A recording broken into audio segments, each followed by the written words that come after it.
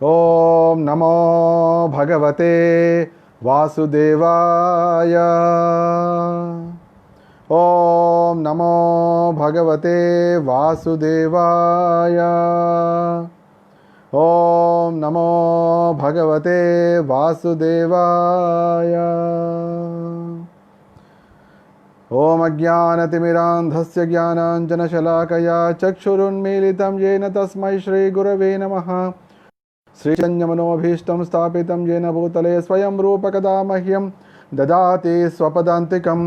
వందేహం శ్రీగురో సీతపదకమలం శ్రీగురోర్న వైష్ణవాంశ్చ శ్రీరూపం సాగ్రజాతం సాగణరఘునాథాన్వితం తం సజీవం సాద్వైతం సావధూతం పరిజనసహితం కృష్ణచైతన్యదేవం శ్రీరాధాకృష్ణపాదా సాగణలలితా శ్రీవిశాఖాన్వితంశ్చ. नम ओं विष्णुपादाय कृष्णप्रेष्ठाय भूतले श्रीमते भक्तिवेदान्तस्वामिनिति नामिने. नमस्ते सारस्वते देवे गौरवाणी प्रचारिणे निर्विशेष शून्यवादी पाश्चात्य देशतारिणे. हे कृष्ण करुणा सिंधो दीनबंधो जगत्पते गोपेश गोपिका कांत राधा कांत नमोस्तुते. जयतां सुरतो पंगो मम मंदमतिर्गति मत्सर्वस्य पदाम्भोजौ राधामदनमोहनौ दिव्यवृन्दारण्यकल्पद्रुमादः श्रीमद्रत्नागार सिंहासनस्थौ श्रीमद्राधाश्रीलगोविन्ददेवो प्रेष्ठालीभिसेव्यमानो स्मरामि. श्रीमान् रासरसारम्भे वंशीवटतटस्थितः कर्षन् वेणुस्वनैर्गोपी गोपीनाथ श्रीयस्तु नः. तप्तकाञ्चन गौराङ्गे राधे वृन्दावनेश्वरी वृषभानुसुते देवी प्रणमामि हरिप्रिये. नमो महावदन्याय कृष्णप्रेमप्रदायते कृष्णाय कृष्णचैतन्य नाम्ने गौरत्विषे नमः.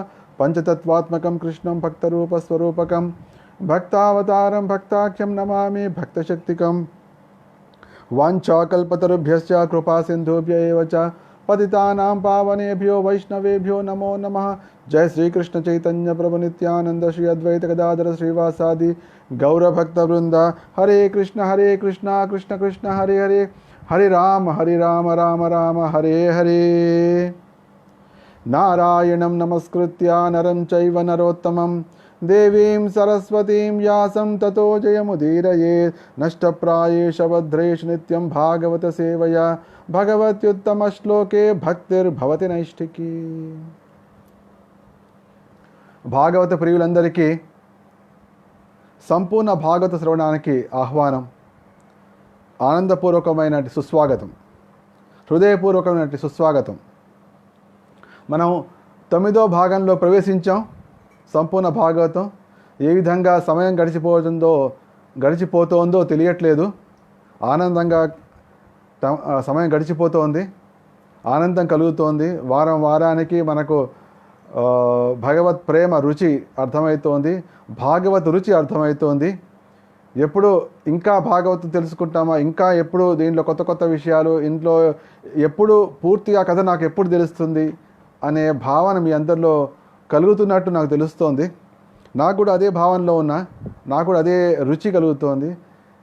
జన్మలకి ఇదే విధంగా భాగవతాన్ని అందరికీ చెప్పి సంతృప్తి పొందాలని, ఆత్మసంతృప్తి పొందాలని మీ అందరికీ కూడా, ఎవరెవరైతే ఉంటారో మీలో చాలామంది భగవద్ధామానికి వెళ్ళిపోవచ్చు రాబోయే జన్మల్లో.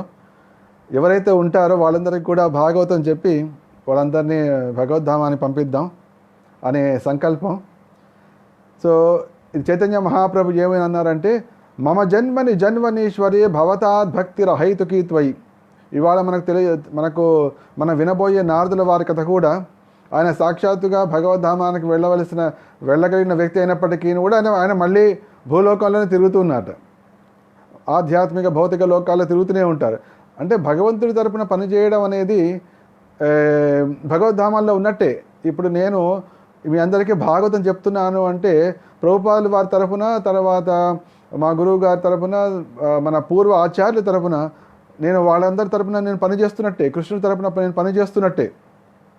మీరు కూడా భాగవతం వింటున్నారంటే ఏదైతే గురువు గారు మీకు ఆశీర్వాదం ఇచ్చారో, తర్వాత భగవద్గీతలో భగవంతుడు ఏం చెప్పాడో, భాగవతంలో మహానుభావులు ఏం చెప్పారో అవన్నీ కూడా మీరు పాటిస్తున్నట్టే. ఈహాయస్య హరేర్దాసే కర్మణ మనసాగిర నిఖిలాశ్వపి అవస్థాసు జీవన్ముక్తస్య ఉచ్యతే. ఎవరికైతే ఎప్పుడు కూడా మనసా వాచ కర్మణ 24 గంటలు కృష్ణ తలంపులలోనే ఎవరికైతే ఉంటుందో వారు జీవన్ముక్తులే. వాళ్ళు ఇంకేదో శరీరాన్ని విడిచిపెట్టిన తర్వాత ముక్తి పొందడం కాదు. ఎప్పుడైతే మన కార్యకలాపాలు కృష్ణ కేంద్రితమై ఉంటాయో అప్పుడు మనం భగవద్ధామంలో ఉన్నట్టే. దానిలో భక్తివినోద్ ఠాకూర్లు కూడా ఏ రోజైతే ఇంట్లో భజన జరుగుతుందో ఆ రోజే నాకు ఇల్లు గోలోకంలాగా అనిపిస్తుంది అన్నారు. ఇది రహస్యం. కాబట్టి భౌతికము ఆధ్యాత్మికము అనేది మన యొక్క కేంద్ర బిందువును బట్టి, మన కేంద్ర బిందువులో మనము మన సంసారం ఏమిటి, అది భౌతికం సంసారం అవుతుంది. కానీ మన జీవితంలో కేంద్ర బిందువు శ్రీకృష్ణుడే అయితే అప్పుడు మన ఆధ్యాత్మిక జగత్తే, అంటే మనం ప్రొబేషన్లో ఉన్నట్టు అనమాట. ప్రొబేషన్లో ఉండి భగవద్ధామాన్ని వెళ్ళిన ప్రొబేషన్లో ఉన్నట్టు మనం అర్థం చేసుకోవచ్చు. ఇది దాని యొక్క రహస్యం. భాగవతంలో మనకు ప్రతి అణువున, మనకు ప్రతి పుటలో, ప్రతి కథలో, ప్రతి ఆఖ్యానంలో, ప్రతి వ్యాఖ్యానంలో మనకు కనిపించేవి ఈ విషయమే. ఏ విధంగా మహానుభావులు తమ జీవితం ద్వారా ఇవన్నీ చూపించారో, తమ మాటల్లో ఏ విధంగా చెప్పారో, ఆచార్యులైనటువంటి శ్రీల ప్రభుపాదులు తమ భక్తివేదాంత భాష్యంలో ఏ విధంగా దాన్ని వివరించారో చూస్తే మనకు ఇదే స్పష్టంగా కనిపిస్తుంది. సాక్షాత్తుగా భగవంతుడు భగవద్గీతలో చెప్పిన విషయాన్నే భాగవతంలో మహాభాగవతులు తమ జీవితంలో వాళ్ళని తమ ఆచరణని చూపించారు. అందుకని దీన్ని భాగవత ధర్మం అన్నారు. భాగవత ధర్మం అంటే భగవంతుడైన శ్రీకృష్ణుని యొక్క భక్తిలోనే మనసా వాచ కర్మణ ఉండి జీవితాన్ని తదనుగుణంగా మలుచుకోవడం, తదనుగుణంగా మార్చుకోవడమే. ఇదే కృష్ణ చైతన్యంలో మనం చేసే కార్యక్రమం. ఈ 9వ అధ్యాయంలో 9వ భాగంలోకి వచ్చాం మనం. 9వ భాగంలో వచ్చేటప్పటికి ఇప్పుడు ఇంకా భాగవతం సంపూర్ణ రూపంలోకి రాబోతోంది. సంపూర్ణ రూపంలోకి వచ్చేసే అద్భుతమైన ఘడియ.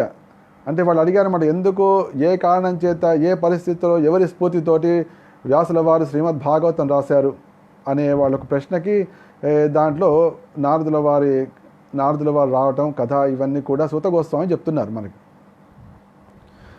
మనం చక్కగా కనుక పరిశీలిస్తే మనకు గీతా భాగవతాలని అందించింది వ్యాస భగవానుడు.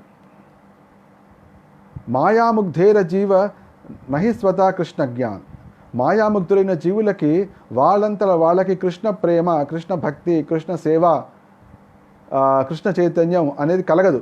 అందుకోసమే వాళ్లకు జీవేర కృపయా కైల కృష్ణ వేద పురాణం. అందుకోసమే శ్రీకృష్ణుడే వ్యాస భగవాని రూపంలో వచ్చి ఈ వేద పురాణాలను రచించడం, దానిలో భగవతత్వాన్ని తెలియజేయడం, కృష్ణ ప్రేమను తెలియజేయడం, ఇవన్నీ వచ్చింది. దాంట్లో ఆ రచనల్లో చరమము తర్వాత పూర్ణ పరిపక్వ స్థితిలో రాయబడినటువంటి గ్రంథమే, సాహిత్యమే వ్యాసుల వారి చేత శ్రీమద్ భాగవతం. ఇప్పుడు సాధారణంగా అందరికీ రకరకాల శంకరాచార్యుల పేరంటే అందరికీ తెలుసుంటుంది, లేకపోతే రామానుజాచార్యులు తెలుస్తుంటుంది. కానీ వ్యాసుల వారి పేరు సాధారణంగా ఎక్కువ మంది తీసుకోరు. తెలుగులో కూడా ఎవరైనా కూడా భక్తపోతన గారి భాగవతం అంటారు తప్ప వ్యాస భాగవతం అనే పదం మన తెలుగు వారికి కూడా రాదు. ఎక్కడ ఇంకా నార్త్ ఇండియాలోకి వెళ్తే మనకు సప్తాహాలు నడుస్తుంటాయి, అక్కడ వాళ్ళు వ్యాస భాగవతం పెట్టుకుంటారు. కానీ తెలుగు రాష్ట్రాల్లో మాత్రం, తెలుగు వారు మాత్రం వ్యాస భాగవతం వారి ఇళ్లలోకి ఇంకా చేరలేదు, వాళ్ళ చేతుల్లోకి చేరలేదు, వారి హృదయాల్లోకి చేరలేదు. అంటే దీనికి కూడా ఒక కారణం ఉండొచ్చు. ఎందుకంటే భక్తపోతన గారి భాగవతం వచ్చి దాదాపు 600-700 సంవత్సరాలు అయిపోయింది. అయితే మరి వ్యాసుల వారి భాగవతం ఏదో భక్తివేదాంత భాష్యం ద్వారా వచ్చి ఇంకా 10 ఏళ్ళు కూడా కాలేదు. 10 ఏళ్ళు ఎక్కడ, 600 ఏళ్ళు ఎక్కడ. కానీ దీనికి కూడా 600 ఏళ్ళు పడుతుంది అని మనం అనుకోవాల్సిన అవసరం లేదు. ఎందుకంటే భాగవతం యొక్క ముఖ్య ఉద్దేశము, ప్రయోజనము కృష్ణ భక్తిని నేర్పించడం, తర్వాత దానిలో కృష్ణ సేవను, కృష్ణ కైంకర్యం కోసం జీవితాన్ని ఏ విధంగా గడపడం నేర్పించడం, భాగవత విధిని నేర్పించడం. అయితే ఇది ఎటువంటిదంటే ఇది తాపత్రయాలను నిర్మూలన చేస్తుంది, శోకమోహ భయాలను నశింపజేస్తుంది. కాబట్టి ఎప్పుడైతే ఈ విషయం వాళ్ళకు వెళితే ప్రతి ఒక్క క్షణంలోనే వాళ్ళు తీసుకునే అవకాశం ఉంటుంది. ఆ అద్భుతమైన సువర్ణ ఘడియ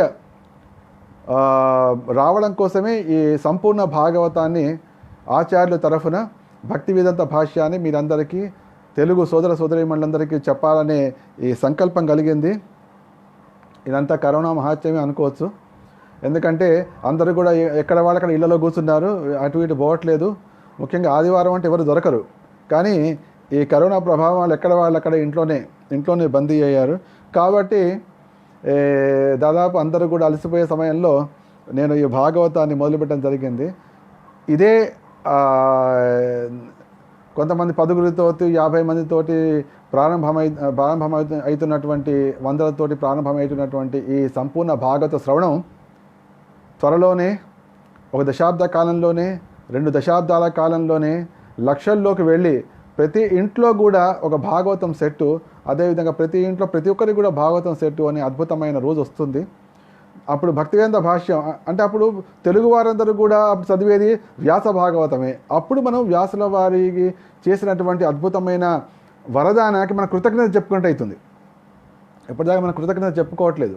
కృతజ్ఞత చెప్పుకోవడం ఎప్పుడైతే అంటే ఇప్పుడు ఆయన రాసినటువంటి భాగవతాన్ని, ఆచార్యులు అందించినటువంటి భాగవత భాష్యాన్ని మనం తీసుకుని జీవితంలో మార్చుకుంటామో అప్పుడు మనం మన కృతజ్ఞత వారికి తెలుపునట్టుగా అవుతుంది. ఇక ఇంకా కథలోకి వస్తే పోయిన వారంలో 8వ భాగంలో నారదుల వారు తన జీవితం గురించి చెప్పారు. తన జీవితం గురించి చెప్పి ఏ విధంగా ఆయన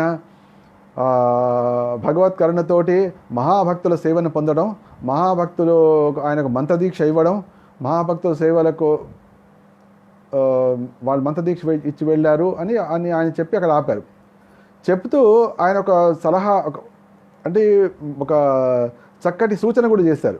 ఏమిటంటే ఇది ముఖ్యంగా కృష్ణ చైతన్యంలో ఉన్న భక్తులు, కృష్ణ భక్తులు దీన్ని చాలా సావధానంగా గమనించవలసిన విషయం. ఇదే విషయాన్ని భగవద్గీతలో కూడా కృష్ణుడు చెప్పాడు.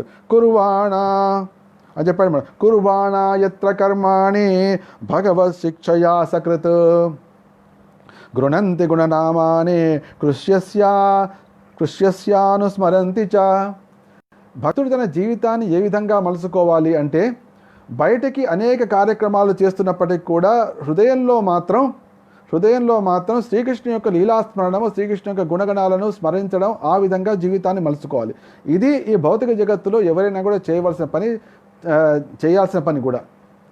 అంతే తప్ప కృష్ణ భక్తిలోకి రాగానే నేను అన్నీ వదిలిపెడతా, నాకు మొత్తం వైరాగ్యమే, నాకు దేని మీద నేను బట్టలు కూడా పట్టించుకోను, మాసిన బట్టలు వేసుకుంటా, పిల్లలు కూడా వాడు చదువుతారు అంతా కృష్ణే చూసుకుంటాడు, అయితే నేనే హరినామే చేస్తుంటా, అట్లాగే పోతా, రోడ్డు మీద పోతా, ఏం కాదు నాకు, అది కృష్ణ భక్తిలో అది కారణం కాదు. కృష్ణుడు ఎప్పుడు చెప్పాడంటే ఏం చెప్పాడు? మా మనుస్మర యుద్ధచ, నువ్వు యుద్ధంలోకి వెళ్ళినా ఏ క్షణంలో నీ ప్రాణం పోతున్న పరిస్థితిలో ఉన్నప్పటికీ కూడా నీ మనస్సును బుద్ధిని మాత్రం నాకు సమర్పించు. ఇది కృష్ణ చైతన్యం అంటే, కృష్ణ భక్తి అంటే ఇది.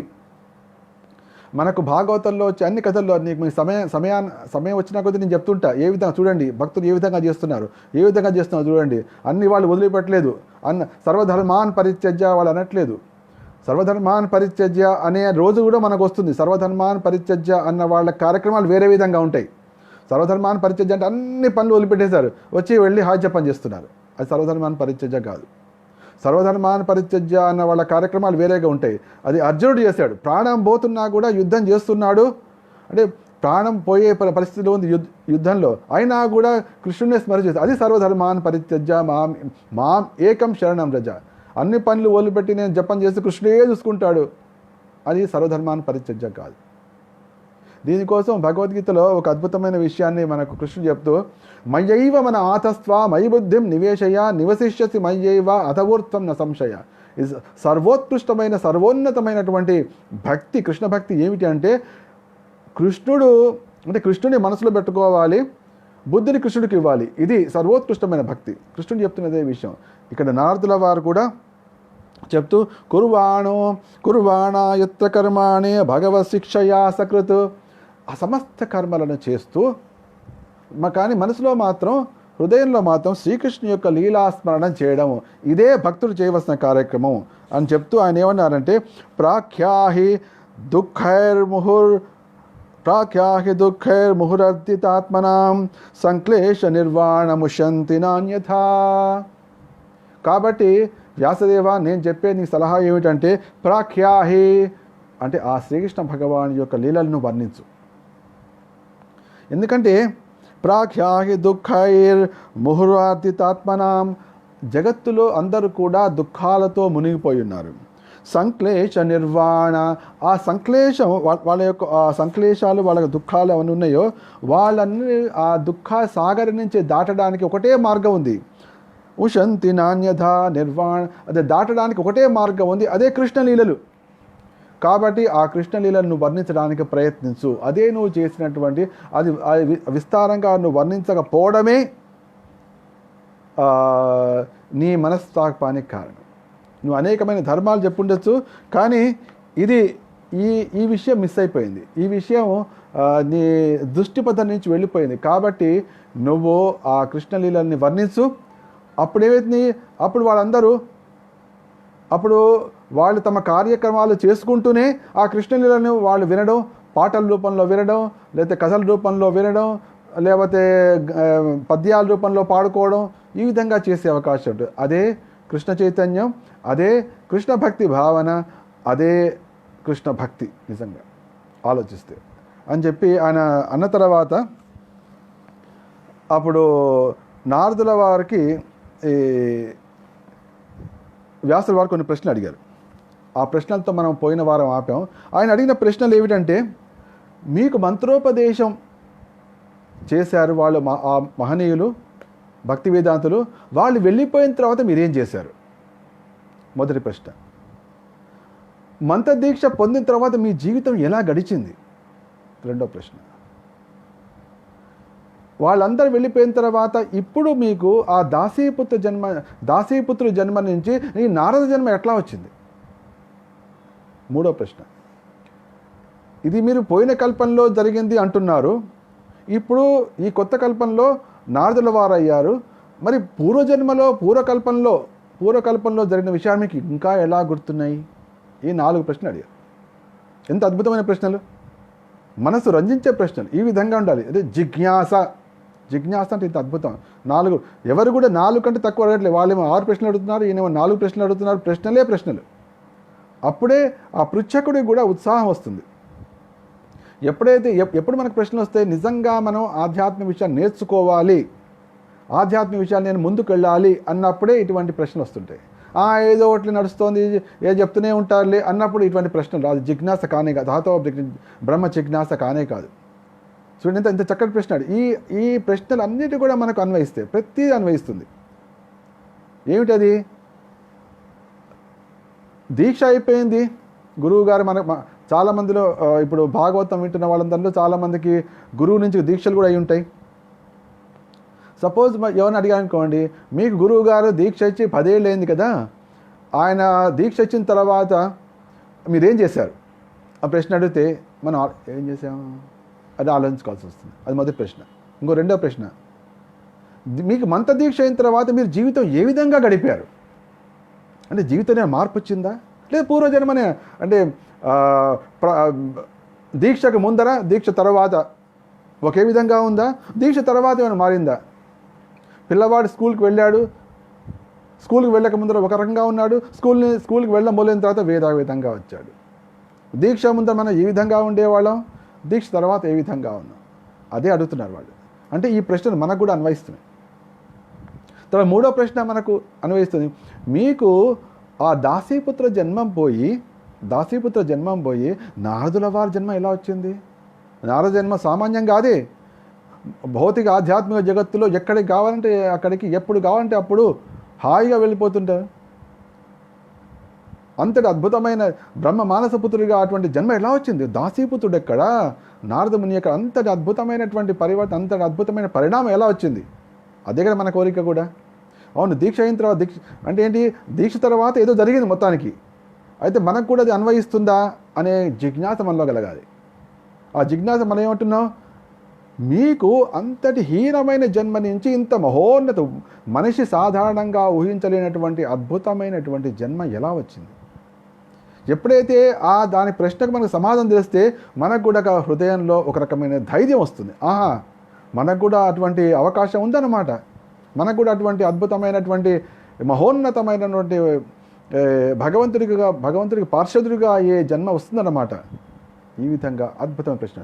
తర్వాత ఇంకో ప్రశ్న అడిగారంటే, 4వది, పోయిన కల్పంలో జరిగిన విషయం మీకు ఈ కల్పంలో ఇంకా ఎట్లా గుర్తుంది? ఇది ప్రశ్న.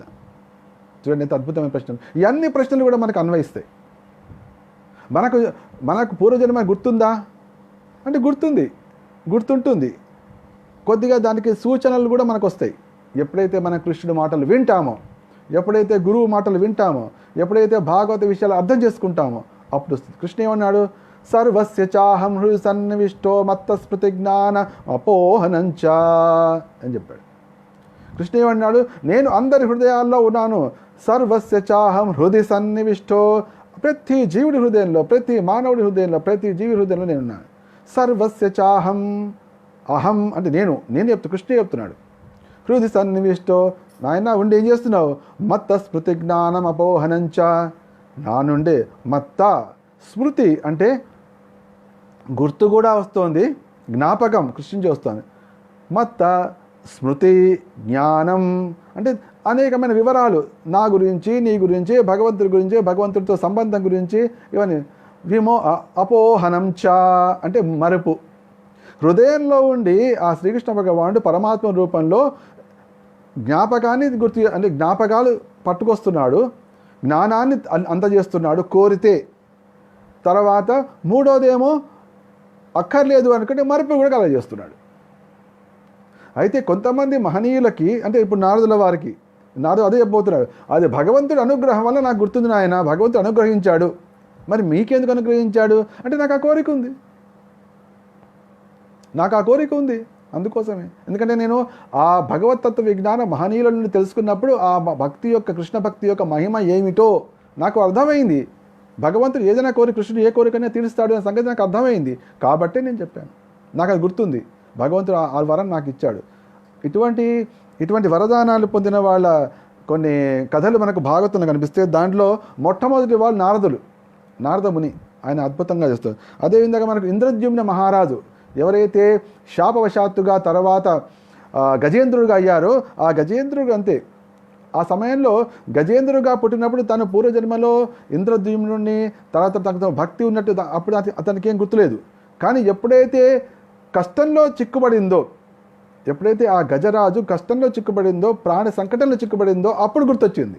అంటే నువ్వు గనక భక్తిలో గనక ఉంటే ఏ సమయానికి నీకు గుర్తు చేయాలో ఆ సమయానికి గుర్తు చేస్తాడు. ఇది గుర్తుంచుకోవాలి మనం. కానీ కృష్ణుడి మీద అంతటి నమ్మకం ఉండాలి. ఈ సర్వస్య చాహం హృది సన్నివిష్టో మత్త స్మృతి జ్ఞానం అపోహనంచ అనే శ్లోకాన్ని రోజుకు 10 సార్లు, 15 సార్లు, 20 సార్లు అంటే కృష్ణుడు ఎందుకు గుర్తు చేయడు? స్వామి నువ్వే కదా హృదయంలో ఉండి గుర్తు చేస్తుంటున్నా అంటున్నావు, దాన్ని మరుపు చేస్తా అంటున్నావు, నాకు నా పూర్వజన్మ మర్చిపోయేటట్టు చేయకు, నాకు కావాలని, నాకు తెలియజే నేనేం చేస్తున్నాను అని అడిగాము ఎప్పుడైనా? ఎప్పుడు అడగలేదు. కానీ ఎప్పుడైతే ఆ ఇంద్రజమ్య మహారాజు శాపవశాత్తుగా గజరాజుగా అయినప్పుడు సాధారణ జంతువులాగా కరిణి సంఘంతో ఆడేనుగులతో తిరుగుతూ పిల్లలతో వాళ్ళ స్నానాలు చేస్తూ అట్లా ఉన్నాడు. కానీ ఎప్పుడైతే ప్రాణ సంకటంలో చిక్కుకున్నప్పుడు మాత్రం ఆ సమయంలో గుర్తొచ్చింది. గుర్తు చేసింది ఎవరు? భార్య పిల్లలేదు గుర్తు చేయలేదు, హృదయంలో ఉన్నాడు. మత్త స్మృతి జ్ఞానం, ఇది అర్థం చేసుకోండి. ఎప్పుడైతే కృష్ణుడి మీద మనకు ఇంతటి అద్భుతమైందో అప్పుడు ఏ సమయాన్ని గుర్తు చేయాలో ఆ సమయాన్ని గుర్తు చేస్తాడు. మీకు పుట్టినప్పటి నుంచే భక్తి వచ్చిందా? రాలే కదా, మధ్యలో వచ్చింది. ఎట్లా వచ్చింది అంటే కృష్ణుడు మీకు గుర్తు చేశాడు కాబట్టి, మనకు గుర్తు చేశాడు కాబట్టి. అంటే ఏంటి? ఇప్పుడు మనం ఏదైతే మనం సాధన చేస్తున్నామో కృష్ణ చైతన్యం, కృష్ణ భక్తి సాధన, ఇది ఈ జన్మలో వచ్చింది కాదు. భాగవతం మీద మీకు రుచి వస్తుంది, భాగవతం వినాలి అనిపిస్తోంది. ఈ భాగవతం మీద రుచి ఈ జన్మలో ఈ సమయంలోనే 9 వారాల నుంచి లేదా 9 ఏళ్ల నుంచి వచ్చింది కాదు, ఇది పూర్వజన్మలోనే ఉంది. మీ యొక్క కోరికను బట్టే, మీ యొక్క రుచిని బట్టే, మీ యొక్క తపన బట్టి మీకు అటువంటి అవకాశాలు వస్తుంటాయి. నేను ఇందాక అన్నా కదా, నేను ఇప్పుడు భాగవతం చెప్తున్నా అంటే ఏదో ఈ యొక్క జన్మలోనే చెప్తున్నానని కాదు. సో అది ఆ విధంగా రకరకాలు ఉంటుంది. మనం రకరకాల సందర్భాలు చెప్పుకుందాం, నా యొక్క స్వానుభావాలు అవన్నీ. కానీ కృష్ణుడు ఈ విధంగా మత్త స్మృతి జ్ఞానం అపోహనంచ, ఈ విధంగా మనకు భరత మహారాజు కథ కూడా కనిపిస్తుంది భాగవతంలో. ఏ విధంగా అయితే ఆయన 2 జన్మల్లో తన పూర్వజన్మలను గుర్తుపెట్టుకోవడం అనే విషయం. అదేవిధంగా చిత్రకేతువు తర్వాత వృత్రాసురుడిగా వచ్చినప్పటికి కూడా పూర్వజన్మది గుర్తుంది. ఈ విధంగా భగవంతుడి యొక్క ప్రత్యేక ప్రతినిధులు, మహానుభావులు శ్రీకృష్ణుడు భగవంతుడితోటి ప్రత్యేకంగా లబ్ధి పొందినటువంటి వాళ్ళు భగవద్దత్తమైనటువంటి కరుణ కలిగిన వారికి మొదటి నుంచే గుర్తుంటుంది. అయితే జ్ఞానం అనేది ఇంకోటి ఉంది. జ్ఞానం అంటే ఎప్పుడైతే శాస్త్రజ్ఞానం లభిస్తుందో, భగవంతుడి ద్వారా ఆ జ్ఞానం హృదయంలో వెల్లడవుతుందో అప్పుడు మనకు కూడా అర్థమవుతుంది, ఆహా, నేను పూర్వజన్మలో కూడా భాగవతం మీద నాకు రుచి ఉంటుందన్నమాట. కాబట్టి ఇప్పుడు వస్తోంది, ఇప్పుడే నాకు వినాలనిపిస్తోంది, చదవాలనిపిస్తోంది, నాకు ఇంకా ఎక్కువ అవకాశాలు వస్తున్నాయి భాగవతం వినడానికి. ఆహా, ఎంతటి అద్భుతంగా ఉంది. ఇది శాస్త్రం ద్వారా మనకు కలిగేటువంటి పూర్వజన్మ స్మృతి. ఎందుకంటే నేను చాలాసార్లు చెప్పినట్టు ఈ విషయం మాట చెప్తూనే ఉంటాను అందరికీ. ఎందుకంటే ఇవాళ ఉన్న సీను నిన్నటి సీనే ఇవాళ సీనే రేపు. ఎప్పటిదాకా మన సీను మార్చామో ఆ విధంగా. అంటే ఆయన నారదముని పూర్వజన్మలో దాసీపుత్రిగా ఉన్నాడు. దాసీపుత్రిగా ఉన్న సమయంలో ఆయన ఎటువంటి ప్రయత్నాలు చేయకపోతే ఆయన మళ్ళీ అటువంటి జన్మనే వచ్చేది. కానీ ఆయన అటువంటి చేయకుండా వేరే మార్చాడు. కాబట్టి సీన్ మారిపోయింది. ఆ సీను మార్చేదే శ్రీమద్ భాగవతుల కథలు. ఇదన్నమాట. దీనన్నింటినీ మనకు సమయానికి గుర్తు చేసి సమయానికి మనకు అందించేది ఎవరు అంటే మత్త స్మృతి జ్ఞానం, భగవంతుడి శ్రీకృష్ణుడి పరమాత్మ రూపంలో. ఇది మనకు అద్భుతంగా ఇవాళ మనం చర్చిద్దాం. ఏ విధంగా ఆయనకి గుర్తుంది, ఎవరి కరుణ వల్ల నారదుల వారికి ఈ విషయం గుర్తుంది అనే విషయాన్ని మనం తెలుసుకుందాం. ఎందుకంటే భౌతిక దేహం మార్చామంటే మరుపు అనేది సహజం. మరుపు పెట్టాం కాబట్టి, మరుపు అనేది భగవంతుడు పెట్టాడు కాబట్టి మనం బతకగలుగుతున్నాం. పోయిన జన్మలో దుఃఖాలు కూడా, అంత జన్మలో కూడా దుఃఖాలు కూడా అవన్నీ మనకి పిచ్చోడైపోతాడు. ఎప్పటికప్పటికీ ఆ జన్మ ప్రాణం పోగానే ఆ అన్నిటి ఆలోచనల మీద, అన్ని సంకల్పాల మీద ఒక బ్లాక్ పెయింట్ లాగా వేసిస్తాడు. ఆ బ్లాక్ పెయింట్ అంటే అన్నీ మర్చిపోయి కొత్తవి, కానీ వాటి వాసనలతోటి మాత్రమే. సపోజు పిల్లవాళ్ళ మీద చాలా ప్రేమ, లేదా ఆడపిల్ల మీద ప్రేమ, లేదా మగ పిల్లవాడి మీద ప్రేమ, లేదా కుక్క మీద ప్రేమ, లేదా ఇంకోటి మీద ప్రేమ, లేదా కుక్కడి మీద ద్వేషం, ఇవన్నీ కూడా వేరే వ్యక్తి మీద మళ్ళీ మొదలవుతాయి. ఆ వ్యక్తి మీద ద్వేషం అని గుర్తుండవు, కానీ ఆ సూక్ష్మదేహం ఆ విధంగా ఉంది కాబట్టి పరమాత్మ అదే గుర్తు చేసి మళ్ళీ అదే ద్వేషయుతమైన భావాలు, మళ్ళీ ప్రేమలు, మళ్ళీ అమ్మాయిల మీద ప్రేమ, అంటే పిల్లల మీద ప్రేమ, ఈ విధంగా సాగుతున్నాయి, అనంతకాలంగా సాగుతున్నాయి. భర్త మీద ప్రేమ ఎక్కువ ఉంది అంటే ఆ భర్తని ఆలోచించి మళ్ళీ వచ్చే మళ్ళీ మగవాడిగా పడడం. ఆ మగవాడు పుట్టిన తర్వాత ఆడవాళ్ళ గురించి ఆలోచించి, భార్య గురించి ఆలోచించి మళ్ళీ వచ్చే జన్మలో మళ్ళీ ఆడవాళ్ళ పుట్టి, ఈ విధంగా సాగుతూనే ఉంటుంది. కానీ ఎప్పుడైతే భగవతత్వ విజ్ఞానం ఆచార్యుల ద్వారా, గురువు ద్వారా నేర్చుకుంటామో అప్పుడు ఆ సీన్ మారిపోయి మనం ఉన్నతమైనటువంటి జీవితంలోకి వెళ్తాం. ఇది మనం అర్థం చేసుకోవాల్సిన విషయం. అందుకోసం చాలా చక్కటి ప్రశ్న అడిగారు వ్యాసుల వారు. నారదముని చక్కగా చెప్తున్నారు. ఇక్కడ ఆయన అడిగినట్టు ప్రశ్న చూడు, చాలా విషయం. మీరు మంత్రదీక్ష తర్వాత ఏ విధంగా జీవితం గడిపారు? మంత్రదీక్ష అనేది జీవితంలో ఒక అత్యద్భుతమైనటువంటి, అతి ముఖ్యమైనటువంటి సంఘటన. దాని తర్వాత మనిషి మారిపోవాలి, ఆత్మస్థితిలోకి వెళ్ళాలి, ఆ భగవద్భక్తిలో ఉండాలి. వాళ్ళ మంత్రదీక్ష ముందర జీవితం, మంత్రదీక్ష తర్వాత జీవితం అనేది రెండింటిని ఫోటోలు పెట్టుకుంటే మనమే గుర్తుపట్టలేనంతగా జీవితం మారిపోవాలి. అప్పుడే దాని యొక్క ప్రభావం ఆ విధంగా మారింది. కాబట్టి దాసీపుత్రుడు నారదమునిగా మారాడు.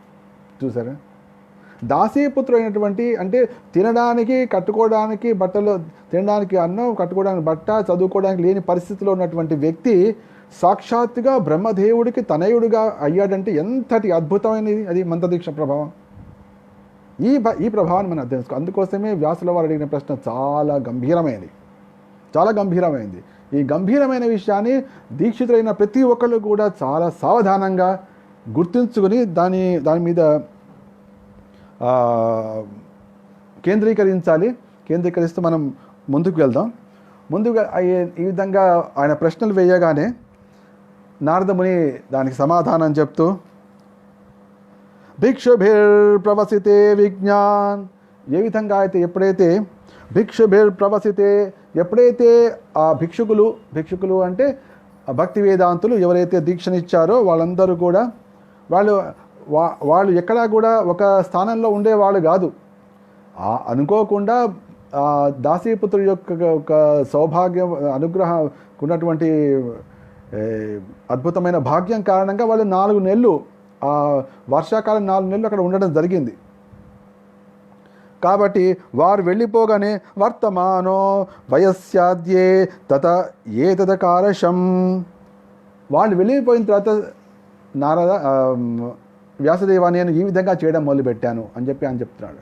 అంటే అడిగారు మరి మంత్రదీక్ష తర్వాత మీ జీవితం ఎలా గడిచింది, మీరు ఏం చేశారు అనే 2 ప్రశ్నలు అన్నమాట. ఏకాత్మజామే జనని, నా తల్లికి నేను ఒక్కడనే కొడుకును. అప్పుడు నేను ఒక్కడనే కొడుకును. నా తల్లి ఎటువంటిది? యోషిన్ మూఢాచ కింకరి, ఆవిడ 3 లక్షణాలు. ఒకటేమో ఆవిడ అబల, ఆడది. తర్వాత మూర్ఖురాలు అంటే పిచ్చిదని కాదు, ఏం చేయాలో ఏం చేయకూడదో తెలియని పరిస్థితిలోనే. తర్వాత కింకరి, ఒక సేవకి, ఒక ఇంట్లో పనిచేస్తుంది. చూడండి అంటే ఎటువంటి ఫైనాన్షియల్ ఫ్రీడమ్ లేదు, అంటే ఎటువంటి ఆర్థిక స్తోమత లేదు, ఎవరి ఇంటనో పంచన పడి ఉంది, ఏం చేయాలో ఏం చేయకూడదో తెలియదు, అబల. దానితోడు నేను ఒకడిని పిల్లవాడిని. ఇటువంటి పరిస్థితిలో నా తల్లి ఉంది. మయ్యాత్మజ, నేను తప్ప ఆవిడకి ఇంకెవరు లేరు. నేను తప్ప ఆవిడకి ఎవరు లేకపోవడం వలన తర్వాత భవిష్యత్తు కూడా ఇప్పుడు ఎవరికైనా కూడా మొట్టమొదటి అంటే ఇప్పుడంటే నాకు వయస్సు ఉంది, అన్నీ ఉన్నాయి. పెద్దవాళ్ళు అయిన తర్వాత, మేము పెద్దవాళ్ళం అయిపోయిన తర్వాత, ముసలివాళ్ళు అయిన తర్వాత మమ్మల్ని ఎవరు చూస్తారు? ఇదే ఎవరికైనా ఉండే మొట్టమొదటి భయం. మా ఫైనాన్షియల్ పరిస్థితి ఏ విధంగా ఉంటుంది, మా ఆర్థిక పరిస్థితి ఎలా ఉంటుంది, మమ్మల్ని చూసే వాళ్ళు ఎవరుంటారు? ప్రతి ఒక్కరికి ఉండే భయం ఇదే. శోక మోహ భయాపహ, ఇదే పరిస్థితి. అయితే ఇక్కడ నారదుల వారు చెప్తున్నారు అనమాట, నా తల్లి ఒక సేవిక, ఆమె ఆర్థిక స్తోమత లేదు. తర్వాత మూర్ఖురాలు, ఏం చేయాలో ఏం చేయకూడదు అది కూడా తెలియదు. ఒక అబల ఉన్న నేను ఒక్కడనే కాబట్టి ప్రేమ పాశంతో నన్ను బంధించింది. ఎందుకంటే నేను తప్ప దానికి ఇంకెవరు లేరు, పెద్ద నన్ను ఎవరు చూస్తారు అనే బాధతోటి, భయంతో, తర్వాత ఒకగానొక అయినటువంటి నన్ను ప్రేమ పాశంతో ఆవిడ బంధించింది. అయితే ఆవిడ ఈశస్య హి వశే లోకో యోషాదారుమయీ యథా అని చెప్తున్నారు ఆయన. కానీ ఆవిడకేంటి, నా పిల్లవాడికి కూడా నాకు మంచిగా పిల్లవాడికి మంచి మంచి మిఠాయిలు చేసి పెట్టాలి, పిల్లవాడికి మంచి బట్టలు వేయాలి, పిల్లవాడికి చదువు చెప్పించాలి అని అనుకునేది. కానీ అందరూ కూడా విధి చేతిలో కీలుబొమ్మలు లాంటి వాళ్ళం కదా, ఎన్నో చేయాలనుకుంది కానీ నా కోసం ఏమీ చేయలేకపోయింది. ఈశస్య హి వశే లోకో, ఈ జగత్తు మొత్తం ఈ భగవంతు యొక్క ఈశ్వర సర్వభూతానాం హృద్దేశే అర్జున తిష్టతి భ్రామయన్ సర్వభూతాన్ని యంత్రారూఢాని మాయ. ఏ విధంగా అయితే రంగుల రాట్నం మీద కూర్చున్న వాళ్ళుగా, ఎప్పుడైతే రంగుల రాట్నం ఎక్కేంత వరకే మీకు స్వాతంత్రం, ఆ రంగుల రాట్నం ఎక్కిన తర్వాత వాడు తిప్పుతుంటాడు, ఆ తిప్పుతున్నప్పుడు ఇక పైకి ఎక్కినట్టు అనిపిస్తుంది, కింద పాతాళంలో పడిపోతుంది అనిపిస్తుంది. నువ్వు ఎంత అరిచినా గీబెట్టినా ఆ రంగుల రాట్నం ఆగదు, తిరుగుతూనే ఉంటుంది. ఆ విధంగా తిప్పుతుంటాడు అన్నమాట. యంత్రారూఢాని మాయయా. అందుకోసమే ఆ చక్రంలో ఎక్కకుండానే ఉండాలి. ఆ చక్రంలో ఎక్కిన తర్వాత దిగాలంటే ప్రయత్నించాలి. ఆ ప్రయత్నించడానికి ఈ మానవ జన్మనే ఏకైక మార్గం. దానికి నారదుల వారు ఏం చేశారు? ఈశస్య హి వశే లోకో యోషాదారుమయీ యథా. ఆవిడ నన్ను చక్కగా పోషించాలని అని అనుకుంది. కానీ విధి చేతిలో కీలుబొమ్మలాగా అయితే అందరూ ఉంటారో ఆవిడ ఏం చేయలేకపోయింది. ఆవిడ పరిస్థితి అది. ఇక నా పరిస్థితి చూడండి, నా పరిస్థితి ఎట్లా అంటే, దిక్కులేమిటి, దేశం ఏమిటి అనే, నాకు తూర్పు అంటే ఏమిటి, పడమర అంటే, తూర్పు వెళ్తే ఏమొస్తుంది, పడమర అంటే ఏముంటుంది, ఉత్తరం అంటే ఏముంటుంది, నాకు ఏమీ తెలీదు. ఏమంటాడు? దిగ్దేశకాలో వ్యుత్పన్నో బాలక పంచహాయన. నేను 5 ఏళ్ల పిల్లవాడిని, నాకు ఏ దిక్కులో ఏముంటుందో తెలీదు. ఆ పక్క ఊళ్ళో ఏముంటుంది, నేను పుట్టిన తర్వాత నేను అక్కడే ఉన్నా. అదే వేరే ఊళ్ళు ఉంటాయి, వేరే దేశాలనే ఉంటాయి, ఉత్తరంలో అది ఉంటుంది, నాకు ఏమీ తెలీదు. నా పరిస్థితి అది, ఆవిడ పరిస్థితి అది. చూడండి, ఇటువంటి పరిస్థితిలో నేనున్నప్పుడు అహం చ తద్బ్రహ్మకులే అంటే ఆ విధంగా 5 ఏళ్ల ప్రాయంలో ఉన్న నేను ఆ బ్రాహ్మణుల ఇంట్లో అట్లా ఉంటూ, అటువంటి అమాయకురాలిన తల్లి ప్రేమలో ఆ విధంగా ఉన్నా. మరి ఇప్పుడు నన్ను కాపాడేది ఎవరు? కాపాడేది ఒక్కడు భగవంతుడే. ఎందుకంటే నేను ఆ భగవన్ లీలల మీద నాకు హృదయంలో రుచి ఏర్పడింది, నాకు మంత్ర దీక్ష జరిగింది. కాబట్టి ఇప్పుడు నా సంబంధం ఇక్కడ తల్లితో కాదు, నా సంబంధం ఈ భౌతిక జగత్తో కాదు, సాక్షాత్తుగా భగవంతుడితోటి. కాబట్టి ఆ భగవంతుడు చక్కటి ఏర్పాట్లు చేశాడు. ఏకదా నిర్గతాం దేహి గేహే. ఒకరోజు నా తల్లి ఇంటి నుంచి అది చీకటి పడే సమయంలో ఇంటి నుంచి బయటికి వెళ్ళింది. అప్పుడే చీకటి పడుతోంది. ఎందుకు వెళ్ళింది? దుహంతీం నిషిగాం పథి. ఆవు పాలు పితకడానికి వెళ్ళింది ఆవిడ. సర్పో దశపదా స్పృష్ట కృపణాం కాలచోదితమై ఒక పాము వచ్చింది. పాము వచ్చి ఆవిడని కాటేసింది. దాంతో ఆవిడ శరీరం త్యాగం చేసింది. ఆవిడ చనిపోయింది. ఎందుకు ఇలా వచ్చింది? దీనికి కారణం ఏంటి అంటే ఇక్కడ ఆ దాసీపుత్రుడికి భగవంతుడితో సంబంధం ఏర్పడిపోయింది. భగవంతుడు ఎందుకంటే ఎప్పుడైతే కృష్ణలీల రుచికరంగా అయినాయో, ఆ తర్వాత మహానుభావుల యొక్క స్వభావం ఆయనకు ప్రీతికరంగా అయిందో, ఎప్పుడైతే వాళ్ళు మంత్రదీక్షను ఇచ్చారో, ఆ మంత్రదీక్షలో ఆ మంత్రదీక్ష ద్వారా తనకు భగవంతుడికి ఎటువంటి తేడా లేదు అనే విషయం అర్థమైందో, కృష్ణలీలలే సమస్త మానవులకి ఏకైక మార్గం అని అర్థమైందో, అప్పుడు ఈ జగత్తోటి యొక్క సంబంధమే తెగిపోయింది. లోపల్లో ఉన్నటువంటి ఆ హృదయగంధి తెగిపోయిన తర్వాత బయట తెగిపోవడానికి ఎంతసేపు పడుతుంది? భగవంతుడికి ఒక క్షణం పట్టదు. అందుకోసమే ఆవిడ ఆ విధంగా సర్పదష్టురాలై ఆవిడ శరీరాన్ని వదిలిపెట్టింది. సర్పో దశస్పదా స్పృష్ట. ఆ పాము కాటు వేయడం వలన అది అయితే ఈ పిల్లవాడికి ఆల్రెడీ భగవంతుడితో సంబంధం ఏర్పడింది. కాబట్టి అదేమంటున్నాడు? అనుగ్రహం మన్యమానః. నేను దాన్ని భగవంతుడి అనుగ్రహంగా భావించాను. ఇది ఎప్పుడు వస్తుంది ఈ జ్ఞానం? భగవత్ తత్వ విజ్ఞానం ముక్త సంగస్య జాయతే. ఎప్పుడైతే సత్వగుణంలో ఉండి సత్వగుణంలో వెళ్ళిన సంగతి దాటిన తర్వాత వస్తుందో భగవత్ తత్వ విజ్ఞానం వస్తుంది. ఆ భగవత్ తత్వ విజ్ఞానం ముక్త సంగస్య జాయతే. అప్పుడే భిద్యతే హృదయ గ్రంథి ఛిద్యంతే సర్వ సంశయ క్షీయంతే చాస్య కర్మాణి దృష్ట ఏవాత్మనీశ్వరి. అప్పుడు అద్భుతంగా ఆత్మనే ప్రభువుగా దర్శించే అద్భుతమైనటువంటి శుభగడియ అప్పుడు ఏర్పడుతుంది. అది ఏర్పడింది కాబట్టి అనుగ్రహం మన్యమానః ప్రాతిష్టం దిశముత్తరాం అని చెప్తున్నారు. అది నేను అనుగ్రహంగా భావించాను. ఇంత చిన్న పిల్లవాడైనా అది అనుగ్రహంగా భావించాలంటే ఆ భగవతత్వ విజ్ఞానం వల్ల హృదయంలో ఆ అద్భుతమైనటువంటి విషయం వెల్లడి అయింది. ఇది చెబితే వచ్చేది కాదు. నువ్వు చెవిలో ఎన్నిసార్లు వేసినా అది రుచించదు, లోపల పోదు. కానీ ఎప్పుడైతే హృదయంలోంచి వెల్లడవుతుందో, ఆ హృదయంలోంచి వెల్లడి కాగానే చిన్న పిల్లవాడు కూడా అర్థమవుతుంది. ముదసలి కూడా అర్థం కాకపోవచ్చు, కానీ ఎప్పుడైతే హృదయంలో వెల్లడవుతుందో అది కూడా భక్తుల యొక్క కృప వలన. అందుకోసం అంటాం మనం, ఈ హాయస్య హరే దాసే కర్మణా మనసాగిర నిఖిలాశ్వపి అవస్థాసు జీవన్ముక్తస్య ఉచ్యతే. అంటే అటువంటి పరిస్థితుల్లో వాళ్ళు మనస వాచ కర్మణ భగవంతుడి శ్రీకృష్ణు యొక్క లీలలోనే ఉంటారు.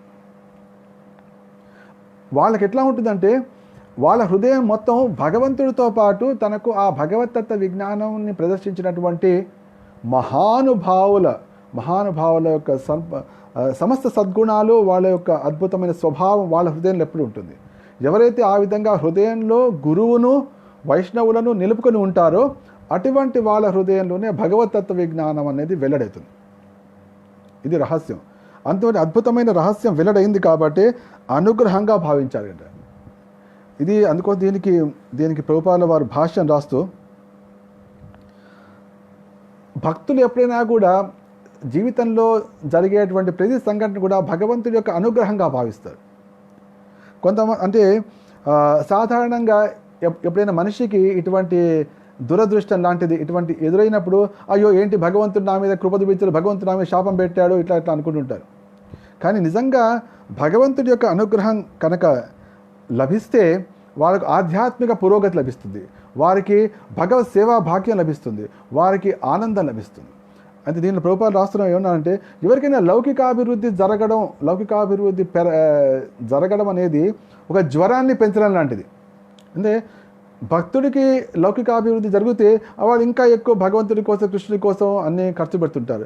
కానీ సామాన్యుడికి సాధారణ లౌకికుడికి గనక ఆ అభివృద్ధి కలిగితే వాడు ఇంకా భోగిగా మారుతాడు. అది జ్వరం పెరగడం లాంటిది. 100 డిగ్రీ జ్వరం వచ్చింది, పర్వాలేదు, అయ్యో 101 అయిపోయింది, అయ్యో 102 అయిపోయింది, భయం అంటే పెరుగుతుంటుంది అన్నమాట. కానీ వైష్ణవ జ్వరం, కృష్ణ జ్వరం అట్లా ఉండదు. కృష్ణ జ్వరం ఏమిటంటే ఈ భౌతికాభివృద్ధిని అంటే భోగాభిలాషను తగ్గిస్తుంటుంది. నీకు భోగాలు అంటే సమస్త సమృద్ధి కలుగుతూ ఉండొచ్చు, కానీ నీకు భోగించాలనేటువంటి సంకల్పం మాత్రం తగ్గిపోతుంటుంది. ఇదేమో వైష్ణవ జ్వరం. ఈ వైష్ణవ జ్వరం అనేది భోగాభిలాషను తగ్గిస్తుంటుంది. కానీ సాధారణ జ్వరం నీ యొక్క రోగాలను నీకు రోగాన్ని పెంచుతూ ఉంటుంది. ఇక్కడ ఆ నారదుల వారికి ఏమనంటే అనుగ్రహంలాగా భావించి నేను ఉత్తర దిశగా వెళ్ళా. అంటే ఉత్తర దిశగా ఏముంటుందో తెలీదు, ఎందుకంటే ఆయన ఆ చిన్న ఊరు కానీ దాన్ని తట్టి ఎక్కడ పోలేదు, ఉత్తర దిశగా వెళ్ళాడు. ఈ ఉత్తర దిశగా వెళ్ళడం అనేది మనకు ఎప్పుడు కూడా ఒక సూచకం అన్నమాట. సూచకం ఏంటంటే ఆధ్యాత్మిక పురోగతికి సూచకం. ముఖ్యంగా భారతదేశంలో పాండవులు కూడా ఈ జగత్తును వీడి భగవద్ధామానికి వెళ్ళాలన్న సంకల్పంలో సంకల్పించినప్పుడు వాళ్ళు ఉత్తర దిశగా వెళ్ళారట. పాండవుల మహాప్రస్థానం అని వస్తుంది. మహాప్రస్థానం అంటే అది భగవంతుడి దగ్గర వెళ్ళడం. ఆ ఉత్తర దిశలోనే ఎందుకంటే మనకు అక్కడ శ్రీకృష్ణ యొక్క జన్మస్థానం అక్కడే ఉంది. తర్వాత రాముల వారి శ్రీరామచంద్రుడి జన్మస్థానం ఉంది, గంగోత్రి, యమునోత్రి. తర్వాత అద్భుతంగా నరనారాయణ స్థానం, బదరికాశ్రమం, ఇవన్నీ కూడా అద్భుతంగా ఉంటాయి. అయితే ఉత్తర దిక్కుగా వెళ్తున్నట్ట. వెళ్తుంటే దారిలో ఎన్నో కనిపించినాయి ఆ పిల్లవాడికి. అద్భుతమైన స్పీతాం జననపదాం తత్ర పురగ్రామం వ్రజాకరాన్. అక్కడ వెళ్తుంటే అక్కడ జనపదాలు అంటే పట్టణాలు, పల్లెలు, గ్రామాలు, జంతు క్షేత్రాలు, గనులు, వ్యవసాయ క్షేత్రాలు, లోయలు, పూదోటలు, రకరకాలు అనేకమైన కనిపించాయి. అయితే ఇక్కడ దీనిలో భక్తి స్వామి ప్రభుపాలు భాష్యం రాస్తూ మనం అనుకుంటాం ఇప్పుడు మనం 21st సెంచరీలో ఉన్నాం, 20వ శతాబ్దంలో ఇప్పుడే మన నగరాలు ఇవన్నీ ఉన్నాయి అనుకుంటాం. కానీ నారదుల వారు పూర్వకల్పంలోనే జనపదాలు, పట్టణాలు, నగరాలు, గనులు ఇవన్నీ చెప్తున్నారు. అంటే ఏంటి, ఇది కొత్త విషయం కాదు. నగరాలు నిర్మించడం అనేది కొత్త విషయం కాదు. అది పూర్వకల్పంలో ఉన్నాయి, రాబోయే కల్పంలో ఉంటాయి. మనం ఇప్పుడే కొత్తగా నిర్మిస్తున్నాం అనుకుంటాం. అప్పుడు కూడా పూదోటలు ఉన్నాయి, అప్పుడు కూడా గనులు ఉన్నాయి, అప్పుడు కూడా జంతు క్షేత్రాలు ఉన్నాయి, అప్పుడు కూడా పురాలు ఉన్నాయి, వ్యవసాయ క్షేత్రాలు ఉన్నాయి, అప్పుడు కూడా ఉన్నాయి. అంటే ఉదాహరణకి మనం కనుక గమనిస్తే మొహంజోదారో ఒకటి ఉంది. మొహంజోదారో అది దాదాపు 2500 క్రీస్తు పూర్వం 2500 సంవత్సరాల కిందటి అది నాగరికత. అప్పుడే వాళ్ళకి నగరాలు అవన్నీ నిర్మించారు. అంటే ఏంటి, ఇప్పుడు మనకు 2020 తర్వాత ఇంకో 2500 కలిపితే అంటే ఇట్లా ద్వాపరయుగం అయిపోయిన తర్వాతనే వచ్చేసింది. అది అప్పుడే ఉన్నాయి. కాబట్టి ఈ నాగరికతలు కానీ, నగరాలు కానీ, పూదోటలు కానీ ఇవన్నీ కూడా కొత్త విషయాలు కావు. మనకు ఇప్పుడే కొత్తగా అనిపించవచ్చు, కానీ ఇవన్నీ కూడా సర్వసాధారణం. ప్రతి యుగంలో ఉంటాయి, ప్రతి కల్పంలో ఉంటాయి, ప్రతి మనుషులకి కనిపిస్తుంటాయి. అయితే ఈ పిల్లవాడు ఇప్పుడు ఇది మనం గమనించవలసిన విషయం ఏంటంటే, ఈ పిల్లవాడు దేన్ని కూడా ఇక్కడ చాలా బాగుంది గార్డెన్ను, ఇక్కడ బాగుంది కాసేపు ఇక్కడ ఆడుకుందాం అట్లా అనుకోలేదు. ఇక్కడ గనులు ఉన్నాయి, బాగున్నాయి, లోపలే ఉంది, ఏమైనా ఉందా చూద్దాం అట్లా అనుకోలేదు. నగరంలో ఉన్నాయి, నగరాల్లోకి వెళ్ళి చూద్దాం, ఏమైనా వింతలు కనిపిస్తున్నాయా, అది చూడలేదు, ఏది చూడట్లేదు. వెళ్తున్నాడు. లోపల హృదయంలో ఉన్న పరమాత్మ నడిపిస్తున్నాడు. ఈ అబ్బాయి ముందుకు వెళ్తున్నాడు. దీని రూపాలు రాస్తూ ఆ సమయంలో వాడు కర్మాగారాలు, గ్రామాలు, నగరాలు అన్నీ కనిపిస్తున్నాడు. కానీ దేని పట్ల కూడా ఆకర్షితుడు కాకుండా ముందుకు వెళ్ళిపోతూ అంతేకాకుండా సువర్ణ, రజత, తామ్రాది వివిధ ధాతుభరితమైన కొండలను, పర్వతాలను చూశాట. అక్కడ మనకు ఆ అబ్బాయికి బంగారం కనిపిస్తోంది, ఆ అబ్బాయికి వెండి కనిపిస్తోంది, ఆ అబ్బాయికి అక్కడ రాగి కనిపిస్తోంది, కానీ దేన్ని పట్టించుకోలేదు. బంగారమే కనిపిస్తే అక్కడ ఏంటి అంత అటువంటి అద్భుతమైన కొండలు ఉన్నాయి, అక్కడ బంగారం కనిపిస్తుంది అంటే పిల్లవాడు దాని పట్ల ఆకర్షితుడు కాలేదు. ఎవరి సామాన్య మానవుడైతే బంగారం ఇంత హాయిగా ఉంది, ఫ్రీగా ఉంది, సువర్ణ రజత తామ్రాది వివిధ ధాతుభరితమైన కొండలను పర్వతాలను ఆ పిల్లవాడు దాటి వెళ్తున్నాడు. అంటే ఫస్ట్ మొట్టమొదటి నగరాలను దాటాడు, తర్వాత గనులను దాటాడు, తర్వాత పర్వతాలను దాటాడు. పర్వతాలు దాటిన తర్వాత అదంటే భోగానికి సంబంధించింది, దాని ద్వారా భోగాలు సంపాదించుకోవచ్చు. దాని తర్వాత రమ్యమైనటువంటి ప్రకృతిలోకి వెళ్ళాడు. అక్కడ పద్మాలతో నిండినటువంటి సరస్సులు ఉన్నాయి, ఆ పరమాత్మ ఉన్నటువంటి సరోవర ప్రాంతాలు, ఏదైతే స్వర్గలోక వాసులు భోగాలు అనుభవించే అద్భుతమైనటువంటి ప్రదేశాలు ఉన్నాయి, ఆ ప్రదేశాల్లో కూడా వెళ్ళాడు.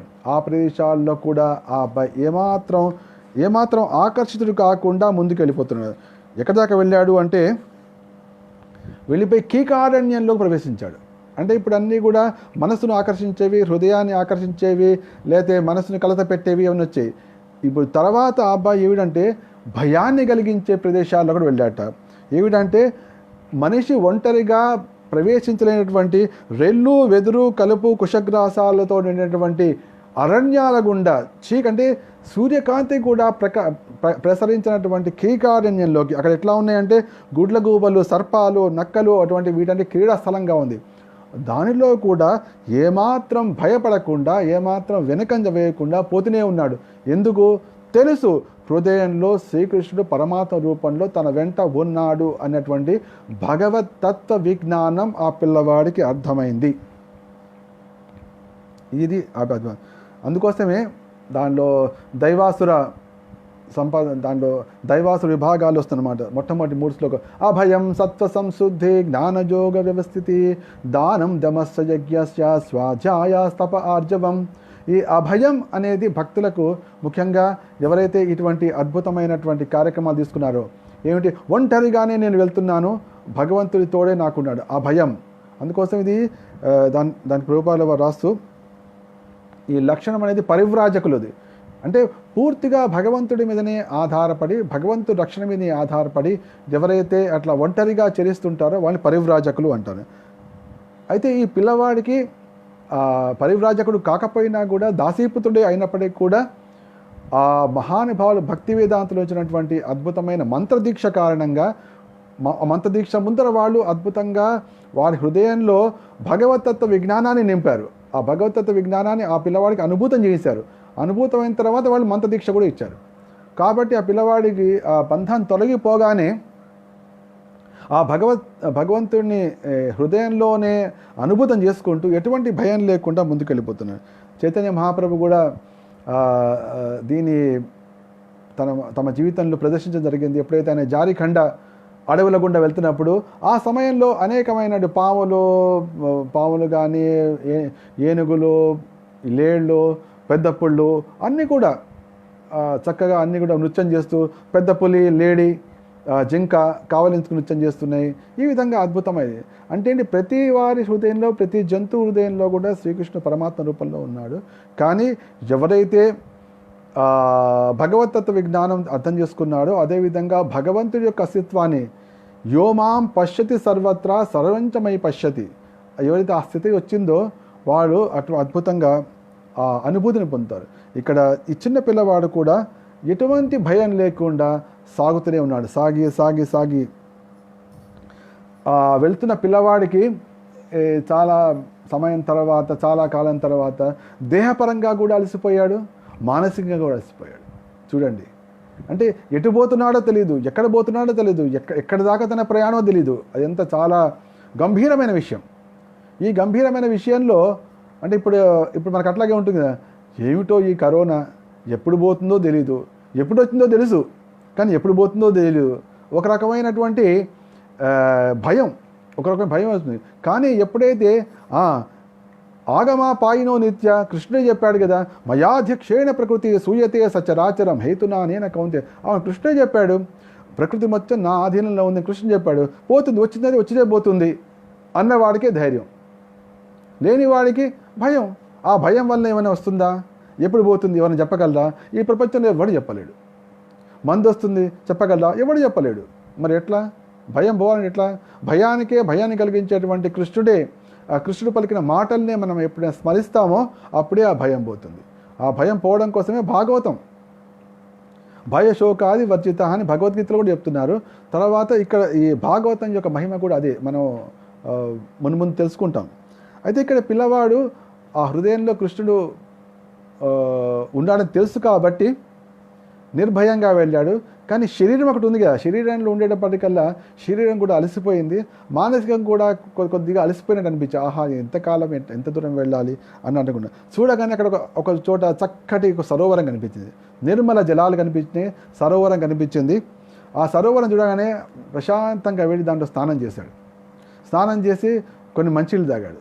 మంచినీళ్ళు తాగిన తర్వాత కాస్త ఒళ్ళు చల్లబడినట్టు అనిపించింది, మనస్సు కూడా అంటే ఆయాసం దప్పిక తీరింది, అన్నీ కూడా చక్కగా ఉంది.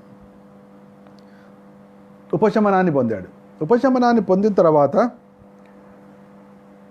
అప్పుడు భక్తి వేదాంతులు తన గ్రామంలో ఉన్నప్పుడు భక్తి వేదాంతులు ఎటువంటి అయితే జ్ఞానం ఇచ్చారో ఆ జ్ఞానాన్ని గుర్తు చేసుకుని ఇప్పుడు తన హృదయంలో ఉన్నటువంటి పరమాత్ముడిని ధ్యానించడం మొదలుపెట్టాడు. అప్పుడు అనమాట అప్పుడు గుర్తొచ్చింది ఏంటి, ఆత్మనాత్మానమాత్మస్థం ఆత్మనాత్మానమాత్మస్థం యథాశ్రుతమచించయన్. ఏ విధంగా అయితే తాను శ్రవణం చేశాడు,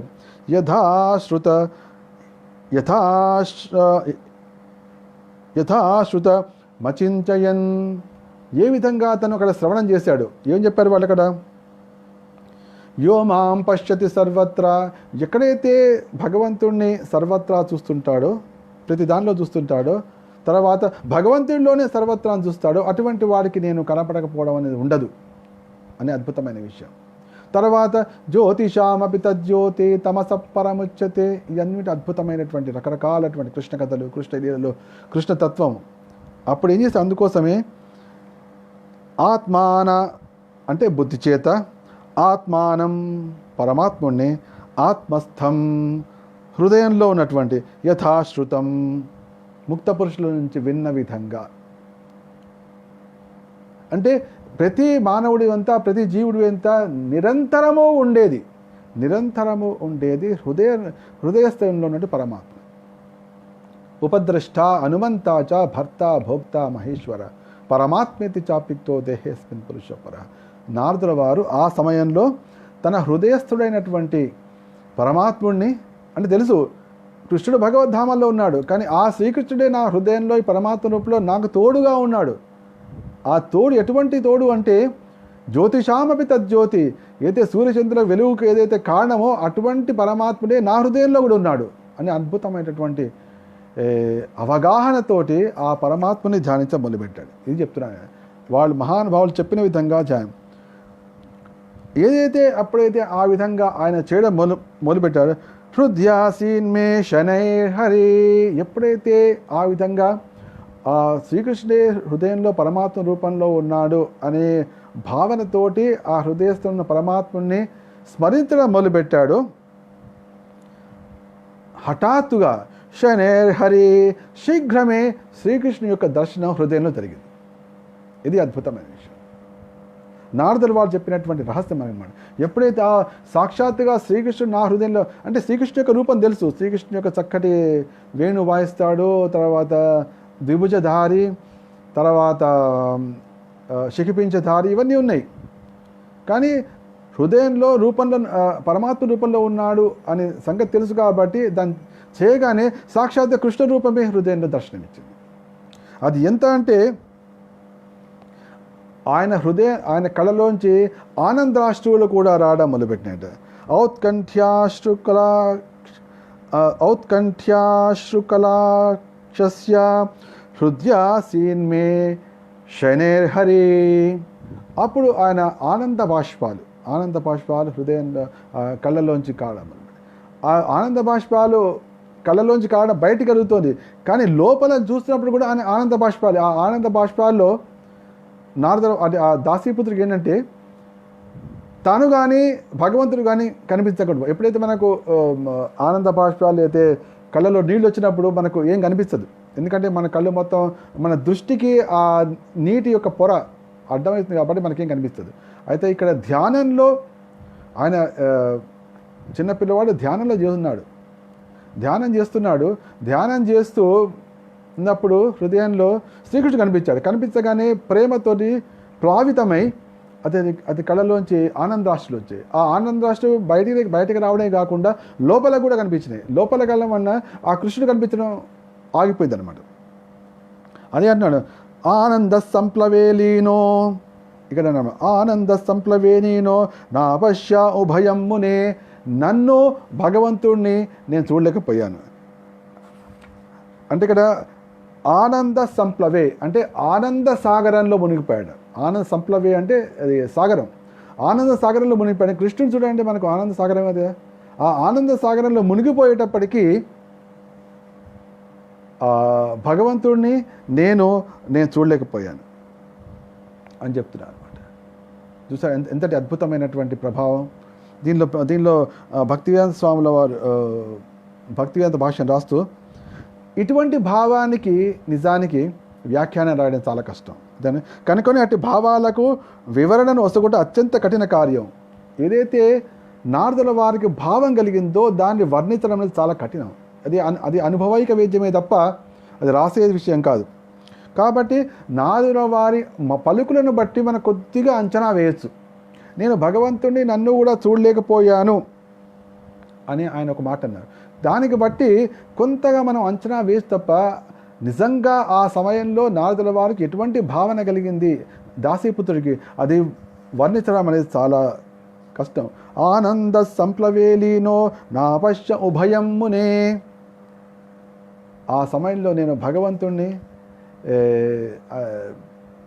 నేను కూడా చూడలే. అంటే ఇప్పుడు మనం నిద్రలో ఉంటాం, ఇక్కడ ఈయన ధ్యానంలో ఉన్నాడు పిల్లవాడు, నన్ను నేను చూడలేకపోయాను అంటున్నాడు. ఇది ఎట్లా అవుతుంది? మన కళ్ళు తెరిస్తే మన రూపం మనకు కనిపిస్తుంది. ఈయన కళ్ళు మూసుకొని ధ్యానం చేస్తున్నాడు. అంటే మనం కళ్ళు మూసుకొని ధ్యానం చేస్తున్నా కూడా ఏ విధంగా ఉంటుందంటే మనం నిద్రలో పడుకున్నప్పుడు మన కళ్ళు వస్తుంది. ఆ కళ్ళలో మనం కనిపిస్తాం కదా, మనం కనిపిస్తాం. అదేవిధంగా మనకు సంబంధించిన ఆ కళ్ళలో ఉన్నటువంటి మిగతా వాళ్ళు కనిపిస్తుంటారు. అదేవిధంగా ఎప్పుడైతే ధ్యానం చేస్తున్నాడో హృదయంలో కనిపిస్తుంటే ఏంటి, సాక్షాత్తుగా తన ముందే భగవంతుడు కనిపించాడనేటువంటి భావన కలిగింది. కానీ అదే సమయంలో ఆనంద సంప్లవేలీనో, ఆ ఆనంద సాగరంలో మగ్నం కావడం వలన లీనం కావడం వలన ఆ కళ్ళలోంచి ఆనందాశ్రువులు వచ్చాయి. ఆనందాశ్రువులు అంటే అదేంటి, ధ్యానంలో వచ్చినప్పుడు తన ఎదురుగుండా సాక్షాత్కరించినటువంటి భగవంతుడు కనిపించలేదు. అదేవిధంగా తన ధ్యానంలో తనను చూస్తున్నాడు, కానీ ఇక్కడ ఆ భావంలో తను కూడా కనిపించట్లేదు. అదొక రకమైన ఒక అనూహ్యమైన అద్భుతమైన అచించమైన వర్ణనాతీతమైనటువంటి పరిస్థితి అన్నమాట. అయితే ఇట్లా ఈ విధంగా కొద్ది క్షణాలు కాగానే హఠాత్తుగా ఆ రూపం అదృశ్యమైపోయింది. హఠాత్తుగా అది అదృష్టం. వాంఛితమైన దాన్ని కోల్పోయినంతనే మనుషుడు కలత చెందు రీతిగా అట్టి దివ్య రూపం అదృశ్యమైనంతనే తీవ్ర కలతో నేను హఠాత్తుగా లేచి నిలబడితిని అని చెప్పి ఆయన 18వ శ్లోకంలో చెప్తున్నారు. ఇప్పుడు దాసీపుత్రుడు చెప్తున్నాడు. అయితే అది క్షణమట కనిపించింది, ఆనందాశ్రులు వచ్చాయి. ఆనందాశ్రులో నాకు స్వామి కనిపించలేదు, నేను కనిపించలేదు, ఇంతలో స్వామి కనిపించలేదు. మళ్ళీ హఠాత్తుగా ఏంటి ఇట్లయింది? ఇక్కడ ధ్రువుడికి కూడా అదేంటి ధ్రువుడు తపస్సు చేసినప్పుడు కూడా ఇటువంటి అనుభవమే కలుగుతుంది. ఎప్పుడైతే ధ్రువుడు తపస్సు చేస్తుంటే కళ్ళు మూసుకొని ధ్యానం చేస్తూ ఆ నారాయణుని మొత్తం ధ్యానిస్తున్నాడు. ఆ హృదయంలో ఆ రూపమే ఉంది. అయితే ఆ రూపం హఠాత్తుగా అదృశ్యమైపోయింది. ఇదేంటి హఠాత్తుగా అదృశ్యమైపోయింది అని కళ్ళు తెరిచాడు. కళ్ళు తెరవగానే ఎదురు కూడా కనిపించాడు. ఇదన్నమాట. అదేవిధంగా ఆ కళలో కాదు, అది ధ్యానంలో దాసీపుత్రుడికి కృష్ణుడు కనిపిస్తున్నాడు. అది చూస్తుంటేనే ఇంత లోపలికి ఆ నీటి తెర వల్ల కనిపించకుండా పోయాడు. ఆయన కొద్ది సర్దుకునే లోపల పూర్తిగా కూడా అదృశ్యమైపోయాడు. అయితే ఈయన ఏమిటి ఇట్లా అయింది అని చెప్పి ఆయన కళ్ళు తెరిచి చూసి హఠాత్తుగా లేచి నిలబడ్డాడు. కానీ అప్పటికే ఆ అద్భుతమైన రూపం అదృశ్యం అయిపోయింది. ఆయన ఏమన్నా అంటే వీక్షమాణోపి నా పశ్చాత్ వితృప్త ఇవాతురా, అయ్యో ఇంతటి అద్భుతమైన భగవంతుడు, నేనైతే భగవంతుడి కృష్ణుడి గురించి విన్నానో అటువంటి కృష్ణ రూపం నాకు కనిపిస్తున్నట్టే పోయి చేయి జారిపోయింది. ఆహా, నేను ఆ విధంగా ధ్యానం చేయడం వల్ల కనిపించింది కాబట్టి మళ్ళీ కూర్చుంటా, మళ్ళీ ధ్యానం చేస్తా అని కూర్చున్నాట పిల్లవాడు. మళ్ళీ కూర్చున్నాడు, ధ్యానం చేస్తున్నాడు. ఏది కనిపించట్లేదు. ఇందా కనిపించిందే, మళ్ళీ ఇప్పుడు కనిపించట్లేదే. వీక్షమానోపి నా పశ్య, కనిపించలేదు కాబట్టి వితృప్త, అంటే ఆ తృప్తి లేకుండా ఇవాతుర, నేను చాలా దుఃఖితుడనై ఆతుర చిత్తంతో నేను ప్రయత్నించా అసంతృప్తుడనయ్యాను. అసంతృప్తిని ప్రయత్నించినా కూడా ఆ భగవంతుని ఏమాత్రం నా పశ్య దర్శించలేకపోయాడు. అంటే దీన్ని బట్టి తెలుస్తుంది అంటే భగవద్ధ్యానం అనేది భగవంతుని హృదయంలో దర్శించడం అనేది ఒక యాంత్రికమైన పద్ధతి కాదు. అది యాంత్రికంగా అది చేసేటువంటి విషయం కానే కాదు. ఎందుకంటే సూర్యుడిని మనం అర్ధరాత్రి 1 గంట లేచి 2 గంటలు సూర్య బయటికి రా ఉదయించు అంటే మనం చేయగలమా? సూర్యుని మనం నిర్దేశించలేము.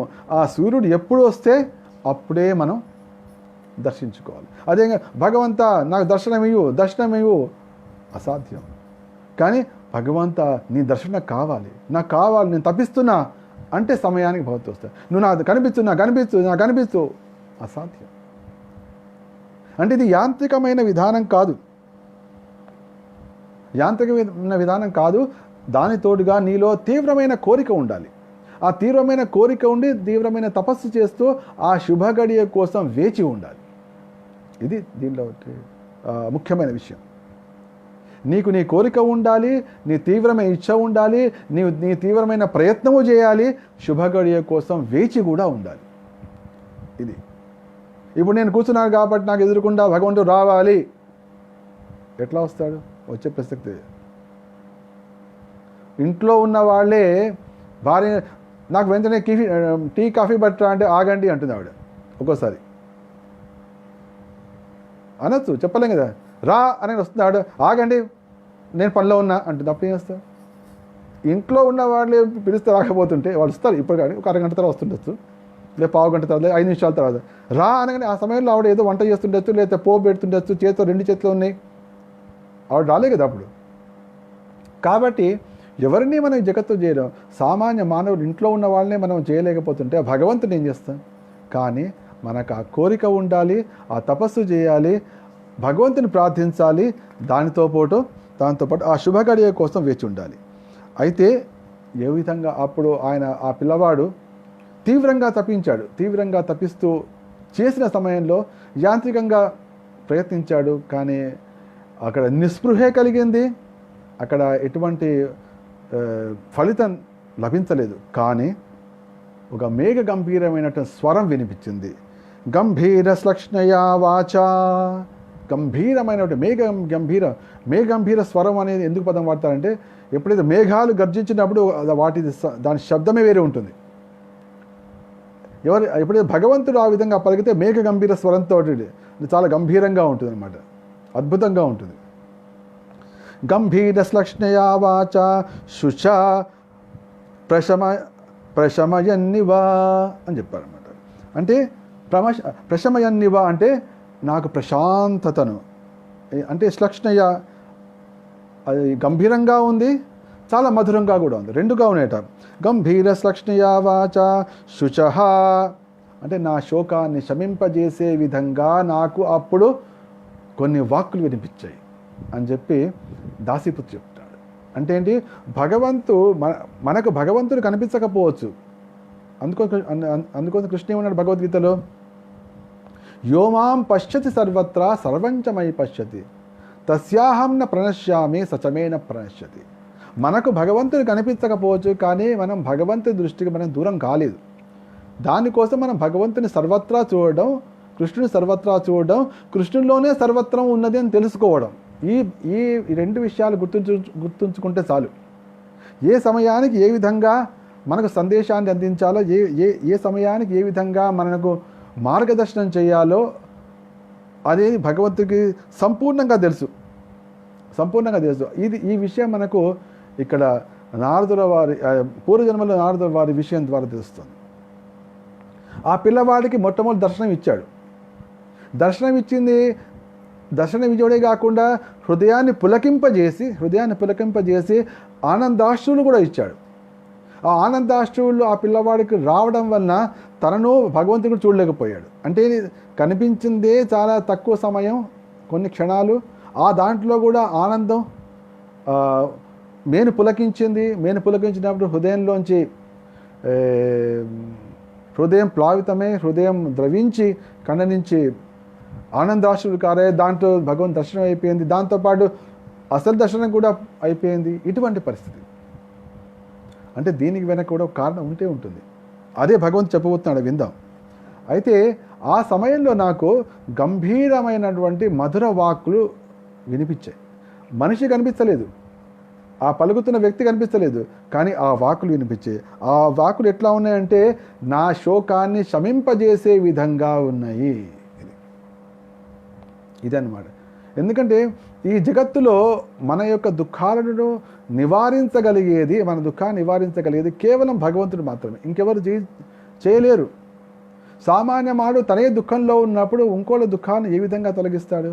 కానీ ఎవరికైతే భగవద్ దర్శనం అయి ఉంటుందో, ఎవరికైతే భగవతత్వ విజ్ఞానం అర్థమై ఉంటుందో, ఎవరికైతే భగవత్ సాక్షాత్కారం, ఆత్మ సాక్షాత్కారం అవుతుందో వారి వాక్కుల ద్వారా మన దుఃఖం క్షమించే అవకాశం ఉంటుంది. అయితే భగవంతుడి సాక్షాత్గా భగవంతుడి వాక్కుల ద్వారా దుఃఖం క్షమించే అవకాశం ఉంటుంది. సామాన్య మానవులు నీకు చెప్పగలిగేది వైరాగ్యం మాత్రమే వాళ్ళు చెప్పగలరు తప్ప నీ మనస్సు క్షమించి నీ తాపం ఉపశమించే విధంగా వాళ్ళు పలకలేరు. కేవలం భగవద్ వాక్యం ద్వారా. ఏ విధంగా అయితే అర్జునుడు దుఃఖాతురుడైనప్పుడు విషాదంలో మునిగిపోయిన కేవలం భగవద్వాణి మాత్రమే అతని హృదయంలో కలిగిన దుఃఖాన్ని తొలగించి, విషాదాన్ని తొలగించి అతనిలో స్ఫూర్తి నింపింది. అదేవిధంగా మనకు భాగవతంలో కూడా అనేక కథల్లో మనం గమనిస్తే సమయానికి భగవంతుడు వచ్చే భక్తుల యొక్క వాళ్ళ హృదయంలో ఉన్నటువంటి వేదనను తొలగించడం, వాళ్ళ యొక్క కష్టాలను తొలగించడం, వాళ్ళకు ఉన్నటువంటి ఆటంకాలను తొలగించడం, ఈ విధంగా చేయడం జరిగింది. మనకు ద్రౌపది సంగతి మన తెలుసు. ఎప్పుడైతే దూర్వాసముని మొత్తం 10,000 శిష్యులతో వచ్చినప్పుడు పలికింది కాబట్టి సాక్షాత్ కృష్ణుడు రావడం, ఆ శ్రీకృష్ణుడు ఒక చిన్న మెతుకు తిని ఆ 10,000 మంది పొట్టలు నింపేటట్టు చేయడం, ఇవన్నీ అద్భుతమైన కార్యక్రమాలు జరిగినాయి. అంటే మనము ఏ స్థితికి రావాలంటే శ్రీకృష్ణుడు సర్వదా నన్ను వీక్షిస్తూనే ఉన్నాడు. నేను సర్వదా కృష్ణుణ్ణి అనన్యాశ్చింతయంతో మాం ఏ జనా పర్యుపాసతే తేషాం నిత్యాభియుక్తానాం యోగక్షేమం వహామ్యహం. ఈ భావనలోకి రావాలి.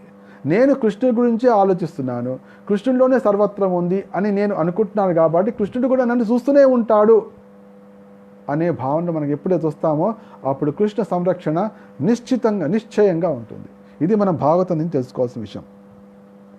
అయితే గంభీర సక్ష్ణయా వాచ, ఆ గంభీరమైన మృదు మధురమైన వాక్కులతోటి నా హృదయం ఉపశమించే, నా ఉత్కంఠ శమించే విధంగా మాకులు వచ్చాయన్నమాట.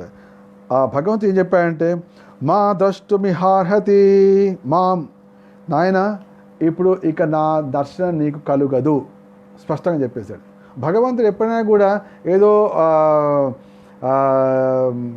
తిప్పి చెప్పాడు, స్పష్టంగా ఉన్న విషయం ఉన్నట్టు చెప్తాడు.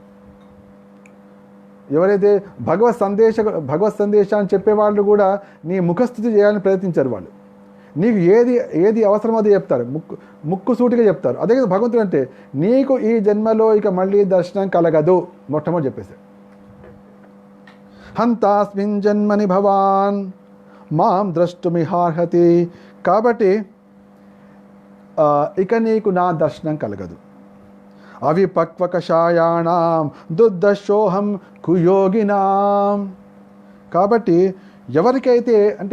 ఎవరైతే సేవలో పరిపక్వత ఎవరు చెందరో, ఎవరైతే కల్మషం నుంచి పూర్తిగా బయటపడరో వారికి నా దర్శనము దుర్లభము.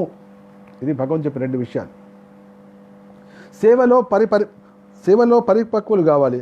కుయోగినాం అంటే సేవలో పూర్ణులు కానటువంటి, ఎప్పుడైతే మన అందుకోసమే మా మా గురువుగారు ఎప్పుడు అంటారు అనమాట, ఎవరైతే మీకే కనుక సేవ ఎక్కువ వస్తుంది అంటే అందరూ ఉంటారు, చూడండి అందరూ నాకే పనులు చెప్తున్నారు. నాయన అందరినీ పనులు చెప్పండి, భగవంతుడు నీకు ఎక్కువ సేవ ఇస్తున్నాడు.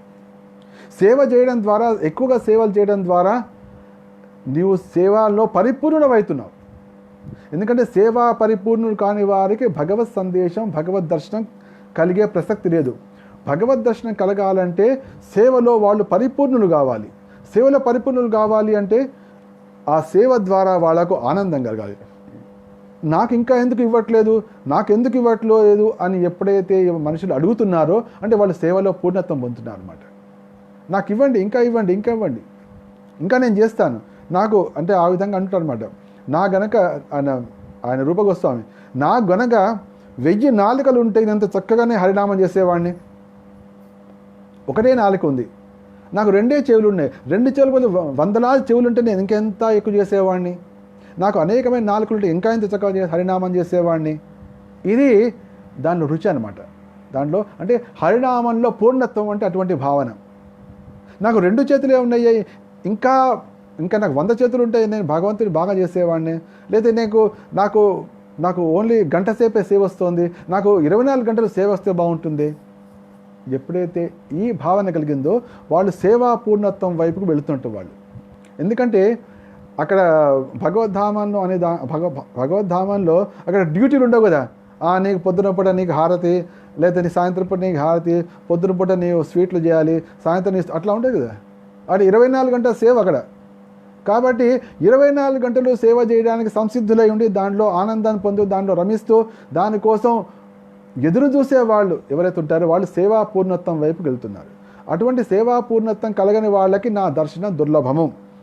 అవిపక్వ కషాయాణం దుర్దశోహం కుయోగినాం అంటే ఈ సేవా సంపూర్ణత్వం లేని వాళ్ళకి, అదేవిధంగా అవిపక్వ కషాయాణం అంటే అపరిపక్వం ఉండడం కాకుండా భౌతికమాలు అంటే హృదయంలో ఈర్ష్యా ద్వేషాలు అయినటువంటి రకరకాలటువంటి కల్మషంతో నిండిన హృదయంలో కలిగిన వాళ్ళకి కూడా భగవద్ దర్శనం ఎప్పటికీ కలగదు. కాబట్టి హృదయాన్ని నిర్మలం చేసుకోవడానికి ప్రయత్నించాలి. ముఖ్యంగా ఇప్పుడు కృష్ణాష్టమి రాబోతోంది కాబట్టి మీరందరూ కూడా సోదరీమణులు మీరందరూ కూడా ఒక నిర్ణయం తీసుకోండి. ఇప్పుడు మనకు ఇంకొక 1 నెల రోజుల లోపలే మనకు కృష్ణాష్టమికి రాబోతోంది. ఇంకా మనకు 25 రోజులే ఉంది. తర్వాత 15 రోజుల తర్వాత రాధాష్టమి వస్తుంది. ఈ రాధాష్టమి అయిపోయేంత వరకు నేను ఎవరిని కూడా నిందించను, నేను ఎవరిని కూడా తప్పుపట్టను, నేను ఎవరిని కూడా నా నోటితో చెడు మాట అనను, ఎవరిని కూడా తిట్టను అనుకోండి. ఆ తపస్సు పట్టండి. ఆ తపస్సు ఎప్పుడైతే పడతామో, నిర్మలం అవుతుందో హృదయమో, అప్పుడు హృదయంలో చక్కగా వచ్చి కూర్చుంటాడు కృష్ణుడు. అప్పుడు కృష్ణాష్టమి చాలా అద్భుతంగా ఇన్ని కృష్ణాష్టములు కూడా జరిగినటువంటి అద్భుతమైంది అదే అనుకోవచ్చు. అదేంటండి వైష్ణవాంగ ప్రభు, గుళ్ళే ఇప్పుడు బంద్ అయి ఉన్నాయంటే, గుళ్ళు బంద్ అయి ఉన్నప్పటికీ కూడా మీరు వర్చువల్లోనే చూసినప్పటికీ కూడా ఈ సమయంలో మీకు ఎంతటి అద్భుతంగా కృష్ణాష్టమి పండుగ మీకు ఆనందం కలిగించిందో పూర్వ జన్మాష్టమి మీకు అంతకంటే మహోన్నతంగా మీకు తప్పకుండా కలుగుతుంది. ఎప్పుడైతే మీరు హృదయాన్ని కనీసం 1 నెల రోజుల పాటు నిర్మలంగా పెట్టుకోవడం అంటే ఎవరి గురించి కూడా చెడుగా ఆలోచించకపోవడం, ఎవరిని కూడా చెడు మాటలు అనకపోవడం, ఎవరి గురించి చెడుగా అనుకోకపోవడం, ఇవి చేయాలి. నోటితో అనద్దు, మనసుతో పలకదు, నోటితో అనద్దు, మనసుతో తలచద్దు. ఇది చేసి చూసండి. అంటే అప్పుడు ఏం చేస్తున్నాం మనం, ఈ అవిపక్వ కషాయాణం అనే విషయం ఉందో అంటే ఏంటి, భౌతిక కల్మషంతో హృదయం ఉందో దాన్ని తుడిచిపెట్టి చేతో దర్పణ మార్జనం, ఈ మార్జనం చేస్తున్నాయి. కనీసం ఒక నెల 15 రోజులు తర్వాత మళ్ళీ నింపుకోండి కావాలంటే. కానీ ఒకటి ఉంది, ఎప్పుడైతే మీకు ఈ 1 నెల రోజుల పాటు దాన్ని మొత్తం ఆ కల్మషాన్ని తీసేసిన తర్వాత కృష్ణుడు వచ్చి అద్భుతమైనటువంటి కృష్ణాష్టమి పండగ మీతో చేయించాలనుకోండి, తర్వాత మీరు నింపాలనుకున్నా దాన్ని నింపలేరు, ఆ చెడు భావాన్ని నింపలేరు. ఎందుకంటే కృష్ణుడు వచ్చేసాడు కదా. కృష్ణుడు వచ్చేసాడు కాబట్టి మీరు చేసే ప్రయత్నం అటువంటి అవకాశమే లేదు. కాబట్టి ఈ ప్రయత్నం చేయండి. కృష్ణుడు అంటున్నాడు అనమాట, నారద, ఈ జన్మలో నీవిక నన్ను ఏమాత్రమూ గాంచలేవు. సేవయందు అసంపూర్ణులు, భౌతిక కల్మషం నుండి సంపూర్ణంగా ముక్తులు కాని వారు నన్ను గాంచలేరు అని చెప్తున్నాడు. కృష్ణుడు అంటే ఏంటి? పవిత్రం పరమం భవాన్. శ్రీకృష్ణుడు పరమ పవిత్రుడు. శ్రీకృష్ణుడు పరమ పవిత్రుడు కాబట్టి మనం కల్మష హృదయంతో కృష్ణుడిని ఏ విధంగా మన మనస్సును అర్పించగలం, కృష్ణుడిని మన హృదయంలోకి ఏ విధంగా ఆహ్వానించగలం, కృష్ణుడి దగ్గరికి ఏ విధంగా వెళ్ళగలం, ఇది అర్థం చేసుకోవాలి. కాబట్టి కృష్ణాష్టమి అనేది మన చక్కటి అవకాశం. సంవత్సరానికి ఒకసారైనా ఒక నెల రోజుల పాటు అటువంటి పవిత్ర హృదయాన్ని మనం తయారు చేసుకుంటే, ఒక సంవత్సరానికైనా, 2 ఏళ్లకైనా, 3 ఏళ్లకైనా, 10 ఏళ్లకైనా హృదయం నిర్మలంగా అయ్యే అవకాశంగా ఉంటుంది. లేకపోతే భక్తులను కలిసారంటే వాడు ఇట్లా అంటున్నాడు, వీడు ఇట్లా అంటున్నాడు, చూడాడు ఆమె ఎట్లా ఉంది, ఈమె ఎట్లా ఉంది, ఈరోజు ప్రసాదాలన్నీ మంచిగా బాగాలేదు, వాళ్ళకే ఎక్కువ ఇచ్చారు, నాకు అసలు ఇవ్వలేదు, ఇవే వస్తుంటాయి. అంటే ఏంటి? పండగ పూట వెళ్ళి ఇంకా మరీ ఎక్కువ పాపాలు చేయడం. దాని నుంచి బయటపడటమే మనం చేయవలసిన ముఖ్యమైన విషయం. ఇక్కడ నారదుల వారికి భగవంతుడు చెప్పాడు, ఎవరైతే సేవలో అసంపూర్ణులవుతారో, ఎవరికైతే భౌతిక కల్మషం పూర్తిగా పోదో, వారికి నా దర్శనం జరిగే అవకాశమే లేదు అని చెప్పాడు. ఈ విషయాన్ని మనం ఈసారి కృష్ణాష్టమి సందేశంగా నారదుల వారి నుంచి నేర్చుకుందాం. మనం భాగవతం వింటున్నామంటే మన జీవితంలో మార్పు రావాలి, మన చేష్టల్లో మార్పు రావాలి, మన కార్యక్రమాల్లో మార్పు రావాలి, మన ఆలోచన ధోరణిలో మార్పు రావాలి, మన తపస్సులో మార్పు రావాలి. ఇప్పుడు మిమ్మల్ని అడిగా అనుకోండి, గంట సేపు ఏమీ మాట్లాడకుండా కూర్చోండి, గంట సేపు మీరు కూర్చోగలరా? ప్రయత్నం చూడండి. ఇంపాసిబుల్, అసాధ్యం. ఎందుకంటే మనకు అటువంటి తపస్సులు అలవాటు లేదు, కాదు. కానీ తపస్సు చేయాలి. ఎప్పుడైతే తపస్సు చేస్తామో అప్పుడే భగవంతుడు మన హృదయంలో ప్రకటమవుతాడు. చూడండి, శ్రీకృష్ణుడు అవతరించడానికి ముందర ఎప్పుడైతే ఆ కంసుడి కారాగారంలో కృష్ణుడు దేవకీ వసుదేవులకు ప్రత్యక్షమై ఒక రహస్యం చెప్పాడు. మీరు పూర్వజన్మలో అంటే మొట్టమొదటి స్వయంభూమన సమయంలో మీరు పృష్ణిసుతపులు నా కోసం మీరు తపస్సు చేశారు. 12,000 దేవతా సంవత్సరాలు నా కోసం తపస్సు చేశారు. మీరెంత దివ్యమైన తపస్సు చేసి నన్ను పుత్రుడిగా పొందాలని మీరు కోరుకున్నారు. అందుకోసమే మీకు మొట్టమొదటిసారిగా నేను పృష్ణిసుతపులుగా మీరు ఉన్నప్పుడు నేను పృష్ణిగర్భుడుగా జన్మించాను. తర్వాత జన్మలో మీరు అతిథి కశ్యపులుగా అయినప్పుడు నేను మీకు ఉపేంద్రుగా జన్మించాను. అదే నేను ఇప్పుడు మళ్ళీ మీరంత తపస్సు చేశారు కాబట్టి మీ తపస్సుకు వరదానంగా నేను ఇప్పుడు మీకు మళ్ళీ పుత్రుడిగా 3వసారి వచ్చానని చెప్తున్నాడు. అంటే ఏంటి? కృష్ణ దర్శనం, కృష్ణుని యొక్క సాంగత్యం మనకు కావాలంటే మనం తపస్సు చేయాలి. కాబట్టి దానికి ఆ తపస్సుకి సర్వోత్కృష్టమైనటువంటి శుభకరమైన సమయం ఏమిటి అంటే కృష్ణాష్టమి. కృష్ణుడు ఉదయించబోతున్నాడు. ఉదయించినప్పుడే తన తల్లిదండ్రులు చెప్పాడు, మీరు నాకు తపస్సు చేశారు కాబట్టి మీకు పుత్రుడిగా లభించాను అని చెప్తున్నాడు. కాబట్టి మన కృష్ణాష్టమి అద్భుతంగా సాగాలి, కృష్ణుడు మన హృదయంలో వెల్లివిరియాలి, కృష్ణుడు మనం చేసే సేవలన్నీ స్వీకరించాలి అంటే మనం తపస్సు చేయాలి. కాబట్టి భాగవతం వినడం మొదలుపెట్టాం కాబట్టి అంటే సంపూర్ణ భాగవతం అంటే ఏదో మధ్య మధ్యలో ఒక శ్లోకం వినడము, లేదా ఒక కథ వినడము, ఒక ఉపాఖ్యానం వినడం అట్లా కాకుండా ఉపోద్ఘాతం నుంచి మొదలుపెట్టి వరుసగా వింటున్నాము. ఆ సందర్భంలో వస్తున్నటువంటి కృష్ణాష్టమి కాబట్టి దీంట్లోనే నారదుల వారికి పూర్వజన్మలో భగవంతుడు సాక్షాత్తుగా శ్రీకృష్ణుడు స్వయంగా చెప్పాడు. కాబట్టి ఏం చెప్పాడు? ఎవరైతే సేవలో అసంపూర్ణ ఉన్నారో వారికి నేను కనిపించను, ఎవరైతే కల్మష హృదయులు ఉన్నారో వాళ్ళకి కనిపించను అని చెప్పాడు కదా. కాబట్టి స్వామి మాకు నీ అనుభూతిని కలుగజేయి, అందుకోసం మేము కృష్ణాష్టమి ముందు నీ కోసం తపస్సు చేస్తాం అని చెప్పి ప్రతి ఒక్కళ్ళు కూడా రకరకాల తపస్సులు కనుక స్వీకరించి దాంట్లో ముఖ్యమైనది ఏంటంటే సేవను పెంచుకునే ప్రయత్నం చేయడం, తర్వాత హృదయాన్ని నిర్మలంగా ఉండే ప్రయత్నం. ఒక నెల రోజుల పాటు ఈ నిష్కల్మష హృదయాన్ని పెట్టుకునే తపస్సు కనుక మనం చేస్తే నిశ్చయంగా ఇది వినూత్నమైనటువంటి అద్భుతమైనటువంటి కృష్ణాష్టమిగా మారుతుంది. దాని తోడుగా కనీసం ఒక నెల రోజుల పాటు ఏదో ఒక తపస్సు స్వీకరించండి అందరూ కూడా. ఇక్కడ మేము భక్తులందరం ఇక్కడ ఇస్కాన్ నవీ ముంబైలో ఇటువంటి కార్యక్రమాన్ని ఏర్పాటు చేశాం. వాళ్ళకి ఏం చేసామంటే ఒక 18 రకాల తపస్సులు, అంటే ఈ అందరికీ చెప్పాను అనమాట. ఇట్లా 18 రకాల తపస్సులు ఉన్నాయి. ఈ 18 రకాల తపస్సులో మీరు 1, 2, 3 మీ యొక్క శక్తిని బట్టి చేయండి. తపస్సు చేయడం ద్వారా, అంటే సాధన వేరు, తపస్సు వేరు. సపోజ్ నేను ప్రతిరోజు హారతి ఇస్తాను, ప్రతిరోజు 16 మాలలు జపం చేస్తాను, అది సాధన అవుతుంది. కానీ తపస్సు అంటే నేను ఇప్పటి నుంచి 4 రోజుల పాటు 25 రౌండ్లు జపం చేస్తాను, అది తపస్సు అయింది. ఎందుకంటే 9 ఎక్కువ చేస్తున్నారు కాబట్టి. కానీ 16 చేసి నేను 16 చేస్తాను, తప్పకుండా చేస్తాను, అది తపస్సు కాదు, అది సాధన. తపస్సు అంటే ఏంటి?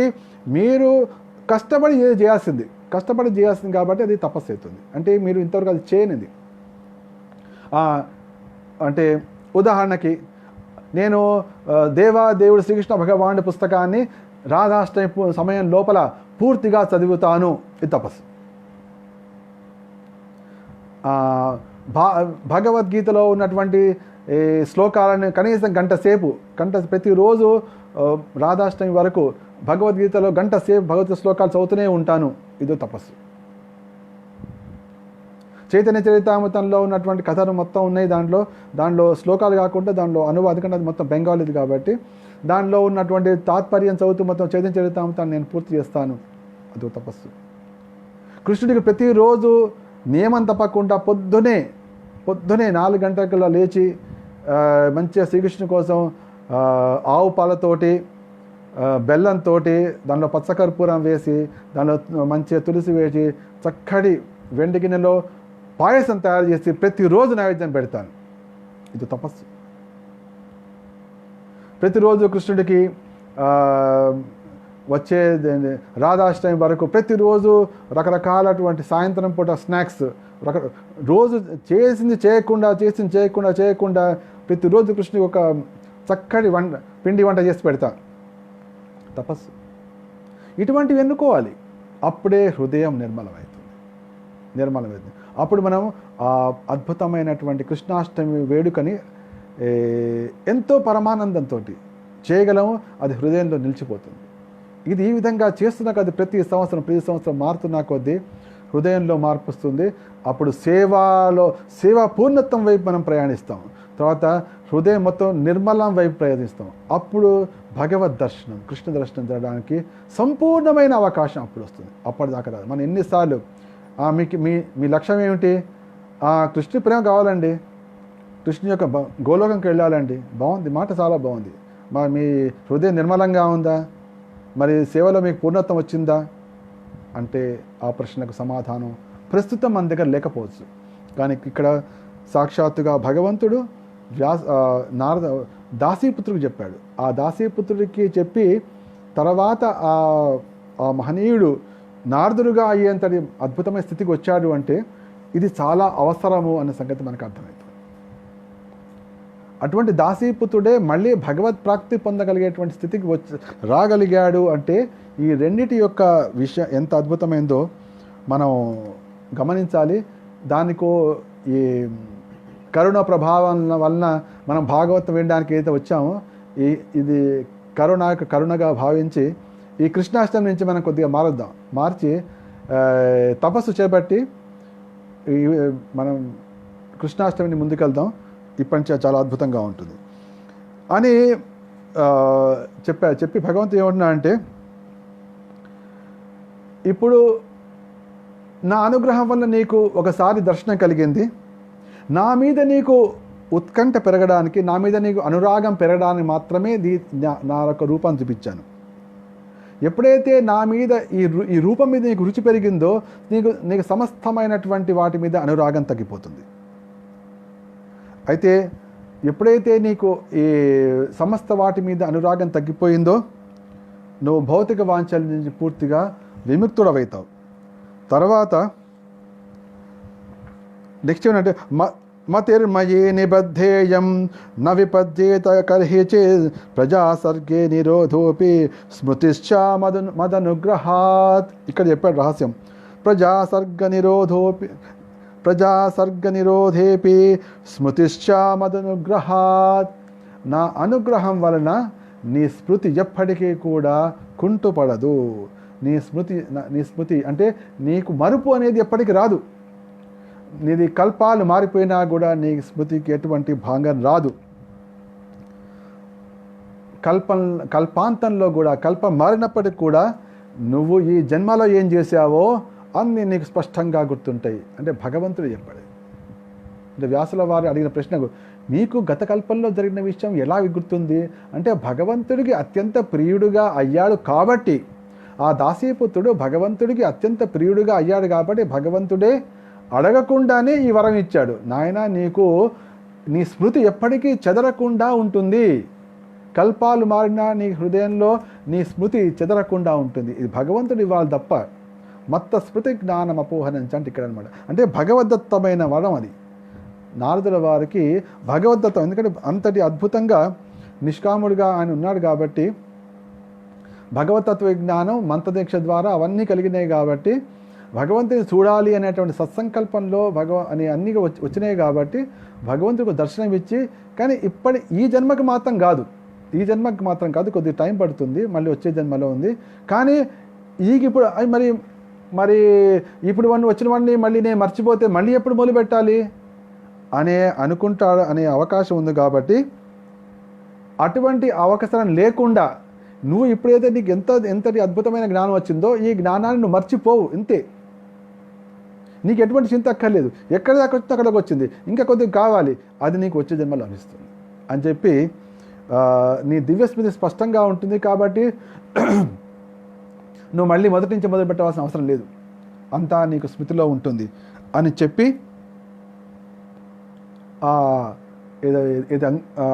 గంభీరమైన మృదు మధుర గంభీరమైన స్వరం ఉందో ఆ స్వరం ఆగిపోయింది. అంటే నీకు దర్శనం కాదు, కానీ నీకు ఏదైతే అనుభూతి కలిగినాయో అది కూడా విస్మృతికి రాదు అని చెప్తూ ఇంకో అద్భుతమైన రహస్యం చెప్పాడు. ఏమిటంటే ప్రస్తుత తత్ఫలితంగా అతడు దుఃఖపూరితమైన ప్రస్తుత భౌతిక జగమును వీడిన తర్వాత ఆధ్యాత్మజీ నా పార్షుడగును. నువ్వు ఈ దేహాన్ని త్యజించిన తర్వాత నా పార్షదుడు అవుతావు నువ్వు అని చెప్పి. అంటే ఏంటి, ఈ జన్మలో నీకు దర్శనం కలగదు, కానీ ఎప్పుడైతే ఈ దేహాన్ని త్యజిస్తావో అప్పుడు నా పార్షదుడు అవుతావు. కానీ ఈ జరిగిన విషయాలు మాత్రం ఎప్పటికీ మర్చిపో. ఈ అద్భుతమైనటువంటి వరాన్నిచ్చి ఆ స్వామి మాట్లాడడం ఆపాడు. స్వామి కనిపించట్లేదు, కానీ స్వామి మాటలు వినిపించినాయి. ఆ స్వామి మాటలు వినిపించడం ఆగిపోగానే ఎక్కడి నుంచి అయితే ఆ స్వామి మాట వినిపించే అటువైపు చూస్తూ ఆ దాసీపుత్రుడు నమస్కారం చేశాడు. అంటే భగవంతుడు అక్కడే ఉన్నాడు, సర్వత్రా ఉన్నాడు, కానీ అక్కడి నుంచి వినిపించింది కాబట్టి అటువైపు తిరిగి నమస్కరించి ఇప్పుడేంటి పూర్తిగా ధైర్యం. ఏమిటి, ఈ శరీరం రాలిపోగానే జరిగేది ఏమిటి, భగవత్ పార్షుడు కాబోతున్నాడు.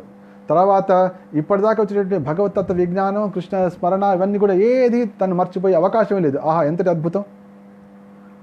అప్పటి నుంచి నామాన్యనంతస్య హతత్ర పఠన్,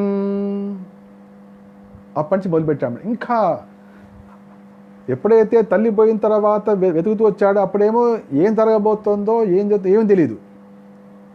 తిరుగుతూ ఉత్తరం వైపు వెళ్ళాడు. కానీ ఇక్కడ భగవద్ దర్శనం జరిగింది, భగవద్లీల అర్థమైంది, భగవద్ దర్శనం అయింది, తర్వాత భగవద్ వాణి వినిపించింది, భావి జీవితం కూడా అర్థమైంది, తర్వాత తన స్మృతి నిరాటంకంగా ఉంటుంది అనే విషయం కూడా అర్థమైంది. ఇంకేముంది అద్భుతంగా. నామాన్యనంతస్య హతత్రప పఠన్ అన్నాడు అక్కడ. హతత్రప అంటే భౌతిక జగత్తులో కొన్ని కట్టుబాట్లు ఉంటాయి.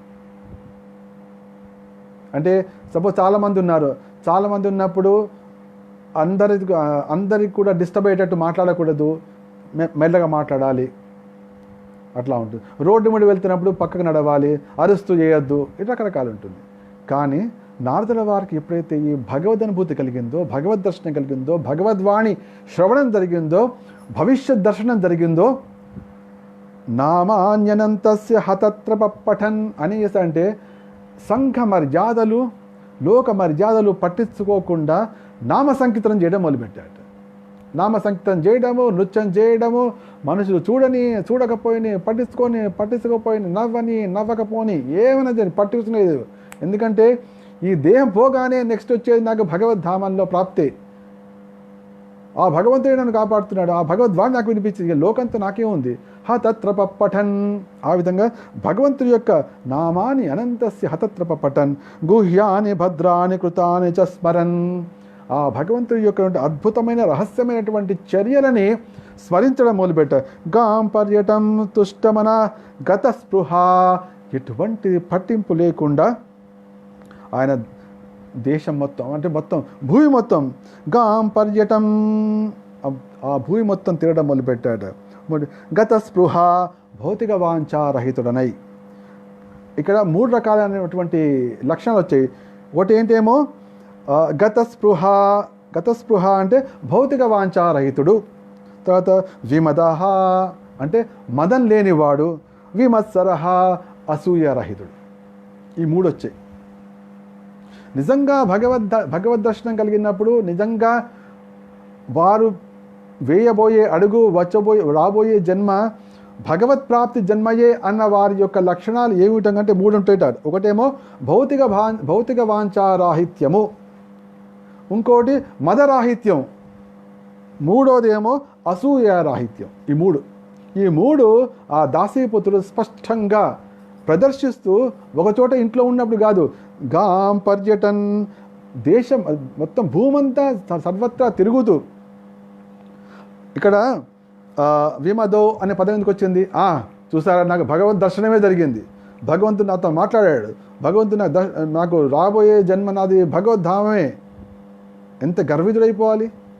అటువంటి గర్వం లేకుండా, అంటే అన్నీ కూడా స్పష్టమై నిర్దిష్టమైనప్పటికీ కూడా ఎటువంటి మదం లేకుండా వినమ్రంగానే ఉన్నాడు. ఒకటి అసూయారహితుడై ఉన్నాడు. ఇంకోటి మూడోదేమో భౌతిక వాంఛారహితుడై ఉన్నాడు. ఎందుకంటే ఎప్పుడైతే ఇటువంటి అద్భుతమైనటువంటి భగవంతుడి యొక్క మహిమలు వచ్చినప్పుడు అప్పుడు అందరూ జనాలు, ధనాలు, ఐశ్వర్యాలు, తర్వాత వైభవాలు ఇవన్నీ వస్తూనే ఉంటాయి ఆటోమేటిక్గా. అదే మాయ యొక్క ప్రభావానికి దారిస్తుంది. ఎందుకంటే భగవంతుడు ఎట్లా ఉంటుందంటే, భగవంతుడు భక్తితో పాటు కూడా వాళ్ళు అడుగుతారన్నమాట. ఇక్కడ ఎప్పుడైతే శ్రీకృష్ణుడు మథురలోకి వెళ్ళినప్పుడు అక్కడ ఒక సాలెవాడు ఉంటాడు. కృష్ణుడికి బలరాముడికి మిత్రులందరికీ కూడా మంచి మంచి వస్త్రాలతోటి తలకుచ్చులు అవన్నీ తయారు చేసిస్తాడు అనమాట. రకరకాల టర్బన్స్ బ్యూటిఫుల్గా తయారు చేసిస్తాడు. ఇచ్చినప్పుడు భగవంతుడు అడుగుతాడు, నీకేమైనా వరం కోరుకో అంటే, నాకు భక్తులతో సాంగత్యం కావాలి, సకల జీవుల పట్ల ఆదరం కావాలి, తర్వాత మీ భక్తి కూడా కావాలి అని అడుగుతాడు. అయితే భగవంతుడు ఆ వరాలు ఇస్తూనే దీర్ఘాయువును అష్టైశ్వర్యాలను అన్నీ కూడా ఇచ్చాడనమాట. అంటే ఏంటి, భగవద్ అనుగ్రహం కలిగినప్పుడు భక్తితో పాటు అనేకమైన కూడా లభిస్తాయి. కానీ నిజంగా భగవద్భక్తి వలన, భగవద్ అనుగ్రహం వలన లభించినటువంటి ఐశ్వర్యం ఏమవుతుందో అది ఐశ్వర్యం మనిషి యొక్క మదానికి, గర్వానికి కారణం కాదు. దాన్ని బట్టి మనం గుర్తించనమాట. అంతటి ఐశ్వర్యం కలిగిన, అంతటి యశస్సు లభించిన కూడా మనిషి వినమ్రంగా ఉన్నాడు అంటే అది నిజంగా భగవద్ ఐశ్వర్యం ద్వారా వచ్చింది తప్పింది మనం అర్థం చేసుకోవచ్చు. ఇక్కడ గాం పర్యటన్ తుష్టమన గతస్పృహ అంటే భౌతిక వాంఛారహితంతో ఆ దాసీపుత్రుడు మదరహితుడై, అదేవిధంగా మాత్సర్యరహితుడై అసూయరహితుడై తిరగడం మొదలుపెట్టి. ఇది నిజంగా మంత్రదీక్ష తర్వాత మనకు అనుభూతం కావాల్సినటువంటి విషయాలంటే ఇవి. యాక్చువల్గా మనం మద మాత్సర్య రహితులం కావాలి, భౌతిక వాంఛారహితులం కావాలి. ఇదే భగవంతుడి అనుగ్రహం వలన మనకు దొరికే మంత్రదీక్ష వలన కలిగినటువంటి ఆశీర్వాదం. నిజంగా మనకు అటువంటి ఆశీర్వాదం లభిస్తే ఈ లక్షణాలు తప్పకుండా వస్తాయి. ఇవి సూచకం. ఇక్కడ దాసీపుత్రుడికి లభించింది. దాని కలిగిన ఫలితం ఏమిటి? ఏవం కృష్ణమతే బ్రహ్మన్ ఏవం కృష్ణమతే బ్రహ్మన్ నాసక్తస్య మలాత్మన. ఆ విధంగా కృష్ణమతే బ్రహ్మన్ చెప్తున్నాడు అనమాట. అంటే ఆ విధంగా ఆ పిల్లవాడు చూసారు, కృష్ణ పదం ఇక్కడ వచ్చింది అంటే ఏంటి, గత కల్పంలో కూడా కృష్ణుడు. అది ఆ విధంగా ఆ దాసీపుత్రుడి మొత్తం అతని యొక్క భావన మొత్తం కృష్ణమయం, కృష్ణ చైతన్యంతో నిండిపోయింది. ఏవం కృష్ణమతే బ్రహ్మన్ ఆసక్తస్య అమలాత్మన. అంత అమలాత్మ అతని హృదయం మొత్తం మలిన రహితంగా ఉంది, భౌతిక కల్మష రహితంగా ఉంది. కాల ప్రాదురద్భూత్కాలే తడి సౌదామిని యథా. అప్పుడు ఆ దాసీపుత్రుడికి మృత్యు సంభవించింది. ఏ విధంగా అయితే మెరుపు వెలుగు ఒకేసారి వస్తాయో, మెరుపు వెలుగు ఒకేసారి వస్తాయి అంటే ఇప్పుడు మెరుపు వస్తుంది, మెరుపు రానప్పుడు వెలుగు కూడా వస్తుంది. ఆ మెరుపు వెలుగులు ఏ విధంగా ఒకేసారి వస్తాయో అదేవిధంగా అనాసక్తుడైపోయాడు, అదేవిధంగా శరీరం కూడా పోయింది ఒకేసారి. అద్భుతం. ఎప్పుడు అది ఏవం కృష్ణమతే బ్రహ్మన్ అంటే ఎప్పుడైతే 24 గంటలు కృష్ణమతితో నిండిపోయాడో, అనాసక్తుడైపోయాడు, అమలాత్ముడైపోయాడు, భౌతిక దేహం పోయింది. చూడండి అంత అద్భుతం. ఏ విధంగా అయితే వెలుగు మెరుపు ఏ విధంగా అవుతుందో అటువంటి ఆ విధంగా వచ్చింది. అప్పుడు ఏమన్నా ప్రయుజ్యమానే మైతాం శుద్ధాం భాగవతీం తనూ ఆరబ్ధ కర్మ నిర్వాణో పాంచభౌతిక. ఆ విధంగా శుద్ధాం భాగవతీం తనూ చెప్తున్నాను. శుద్ధాం భాగవతి అంటే భగవత్ సేవకు అనుకూలమైనటువంటి అద్భుతమైనటువంటి జన్మ దేహం లభించింది. శుద్ధాం భాగవతీం తను ప్రాయుజ్యమానే మైతాం అంటే ఆ విధంగా అతనికి అద్భుతమైనటువంటి భాగవతీం తను, శుద్ధాం భాగవతీం తను లభించగానే ఆరబ్ధ కర్మ నిర్వాణో న్యపతత్ పాంచభౌతిక. ఈ భౌతిక దేహం వదిలిపెట్టేశాడు.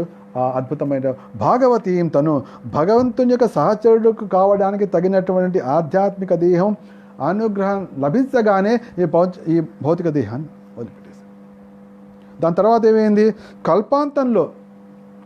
కల్పాంతంలో భగవంతుడైనటువంటి నారాయణుడు ప్రళయజలంలో శయించినప్పుడు బ్రహ్మదేవుడు సృష్టితత్వాలతో పాటుగా భగవంతునిలో ప్రవేశించాడు. అప్పుడు ఈ దాసీపుత్రుడికి అప్పుడు భాగవతి తను వచ్చింది. ఆ భాగవతి తనంతో ఆ అబ్బాయి కూడా వెళ్ళిపోయాడు లోపలికి. భాగవతి ఉంది ఏదైతే భగవత్ సేవకు అనుకూలమైనటువంటి దాని లోపలికి వెళ్ళిపోయాడు. తర్వాత ఒక కల్పం మొత్తం అయిపోయింది. సహస్రయుగ పర్యంతే ఉత్థాయేదం శుశ్రూక్షత.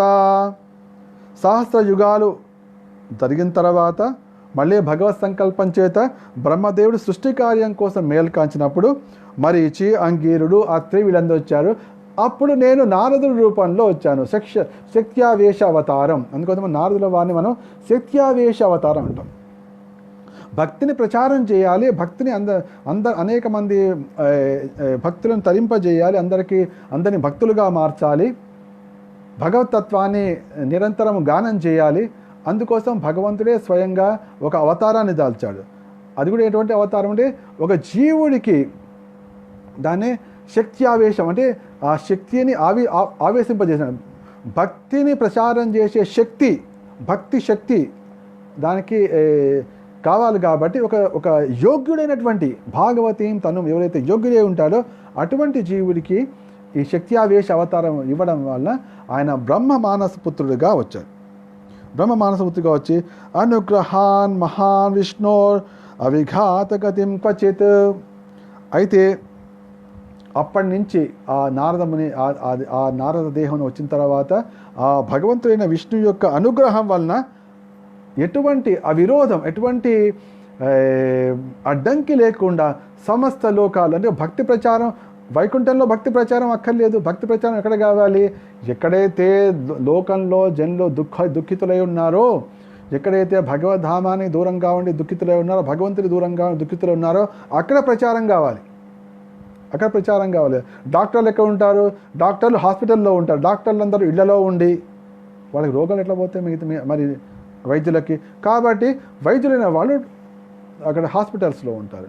కాబట్టి ఇక్కడ జీవులందరికీ దుఃఖాలు ఉన్నాయి కాబట్టి నారదుడు వచ్చి ఆయన సమస్త లోకాలు తిరగడమే కాకుండా ఎప్పుడైనా నేను భగవంతుడు చూడాలి అంటే వైకుంఠం కూడా వెళ్ళు, కింద కూడా ఎప్పుడు కావాలంటే అప్పుడు ఈ 14 లోకాల పైన కూడా ఎక్కడ కావాలంటే అక్కడ తిరగడానికి 14 లోకాల పైన ఉన్నటువంటి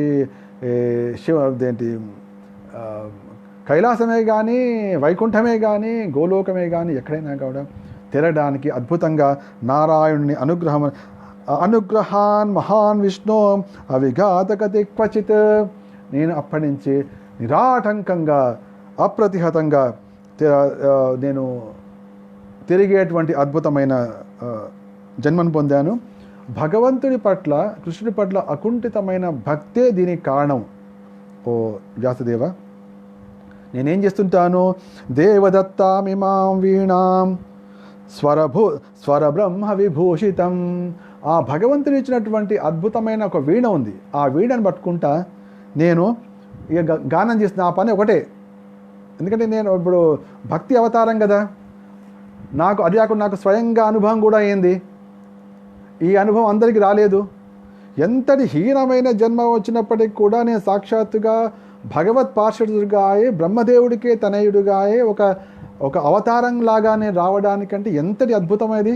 ఆ స్వానుభవం నాకుంది కాబట్టి నేనే చక్కగా చెప్పగలను.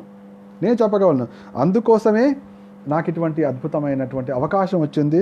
దేవదత్తామిమాం వీణాం, ఆ దేవదత్తమైన దాని పేరు మహతి. ఆ మహతి వీణను పట్టుకొని స్వర బ్రహ్మ విభూషితం మూర్ఛయిత్వా హరికథాం.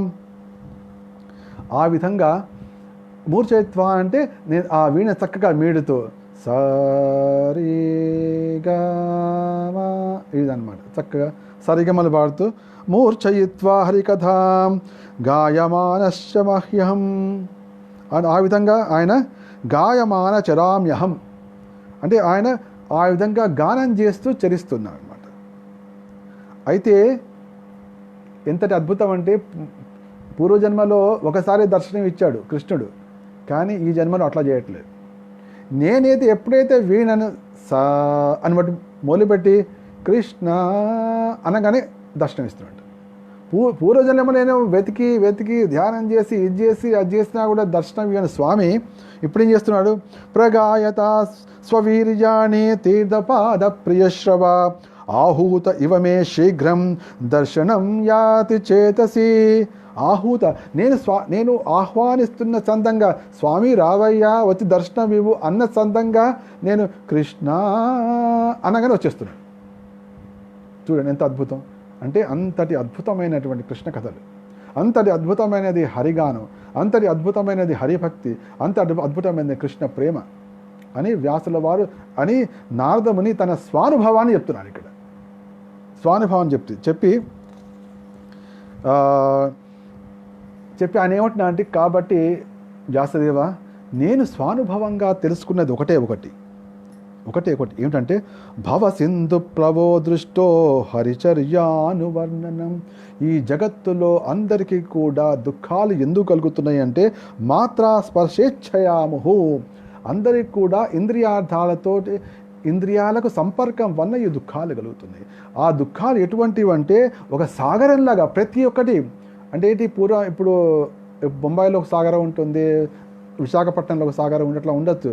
కానీ ఇప్పుడు అట్లా కాదు. కలియుగంలో ఏంటంటే ప్రతి ఇల్లు ఒక సాగరం, ఎవ్రీ హౌస్ ఈజ్ ఎ సాగరం. వాడు ఎక్కడ బీచ్కి పోకర్లే, ప్రతి ఇంట్లో ఒక బీచ్ ఉంటుంది, దాని సముద్రం కూడా ఉంటుంది. అయితే ఆ సముద్రం ఏంటంటే భవ సింధు ప్లవో అంటే అనమాట. అందరూ కూడా ఆ సాగరంలో మునిగి ఉంటారు. ప్రతి ఫ్లాట్లో ఒక సాగరం, ప్రతి ఇంట్లో ఒక పెద్ద సాగరం, భవసాగరం, దుఃఖ సాగరం ఉంటుంది. అయితే ఈ సాగరం నుంచి వారు బయటపడడానికి హరిచర్యానువర్ణనం. భవ సింధు ప్లవ అంటే నావ. ఈ నావ ఒకటే నాకు అర్థమైంది. అదేంటంటే శ్రీకృష్ణుని యొక్క అద్భుతమైన చర్యలు, అద్భుతమైన లీలలు అనేది అద్భుతమైనటువంటి నావ అని నేను స్వయంగా స్వానుభవంగా నేను తెలుసుకున్నాను అని ఆయన చెప్తున్నాడు. అది నేను అనుభవపూర్వకంగా తెలుసుకున్నాను. కాబట్టి వ్యాసదేవ, నేను అన్నీ చెప్పాల్సినవన్నీ చెప్పాను, నీకు పూర్తిగా అర్థమైంది అనుకుంటాను, నీకు ఆత్మానందం కూడా కలిగిందని భావిస్తాను, నీ సమస్యకు పరిష్కారం కూడా అయిందని భావిస్తాను. అంతే నా దానికోసం నేను నా జన్మ కర్మ రహస్యాన్ని చెప్పాను. నిశ్చయంగా నీకు ఇది ఆనందం కలిగిస్తుందని భావిస్తున్నాను అని చెప్పి నారదుల వారు తన శిష్యుడైనటువంటి వినమ్ర శిష్యుడైనటువంటి వ్యాసుల వారిని దీవించి వెళ్ళిపోయారు.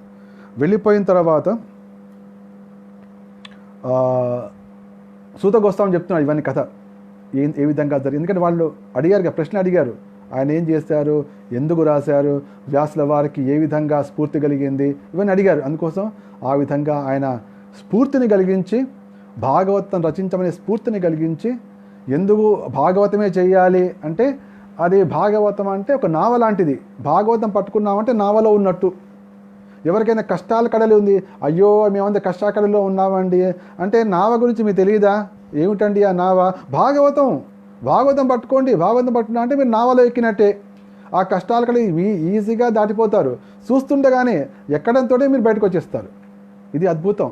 ఈ రహస్యాలన్నీ కూడా నారదముని తన స్వానుభవంగా ఆయనకు చెప్పారు.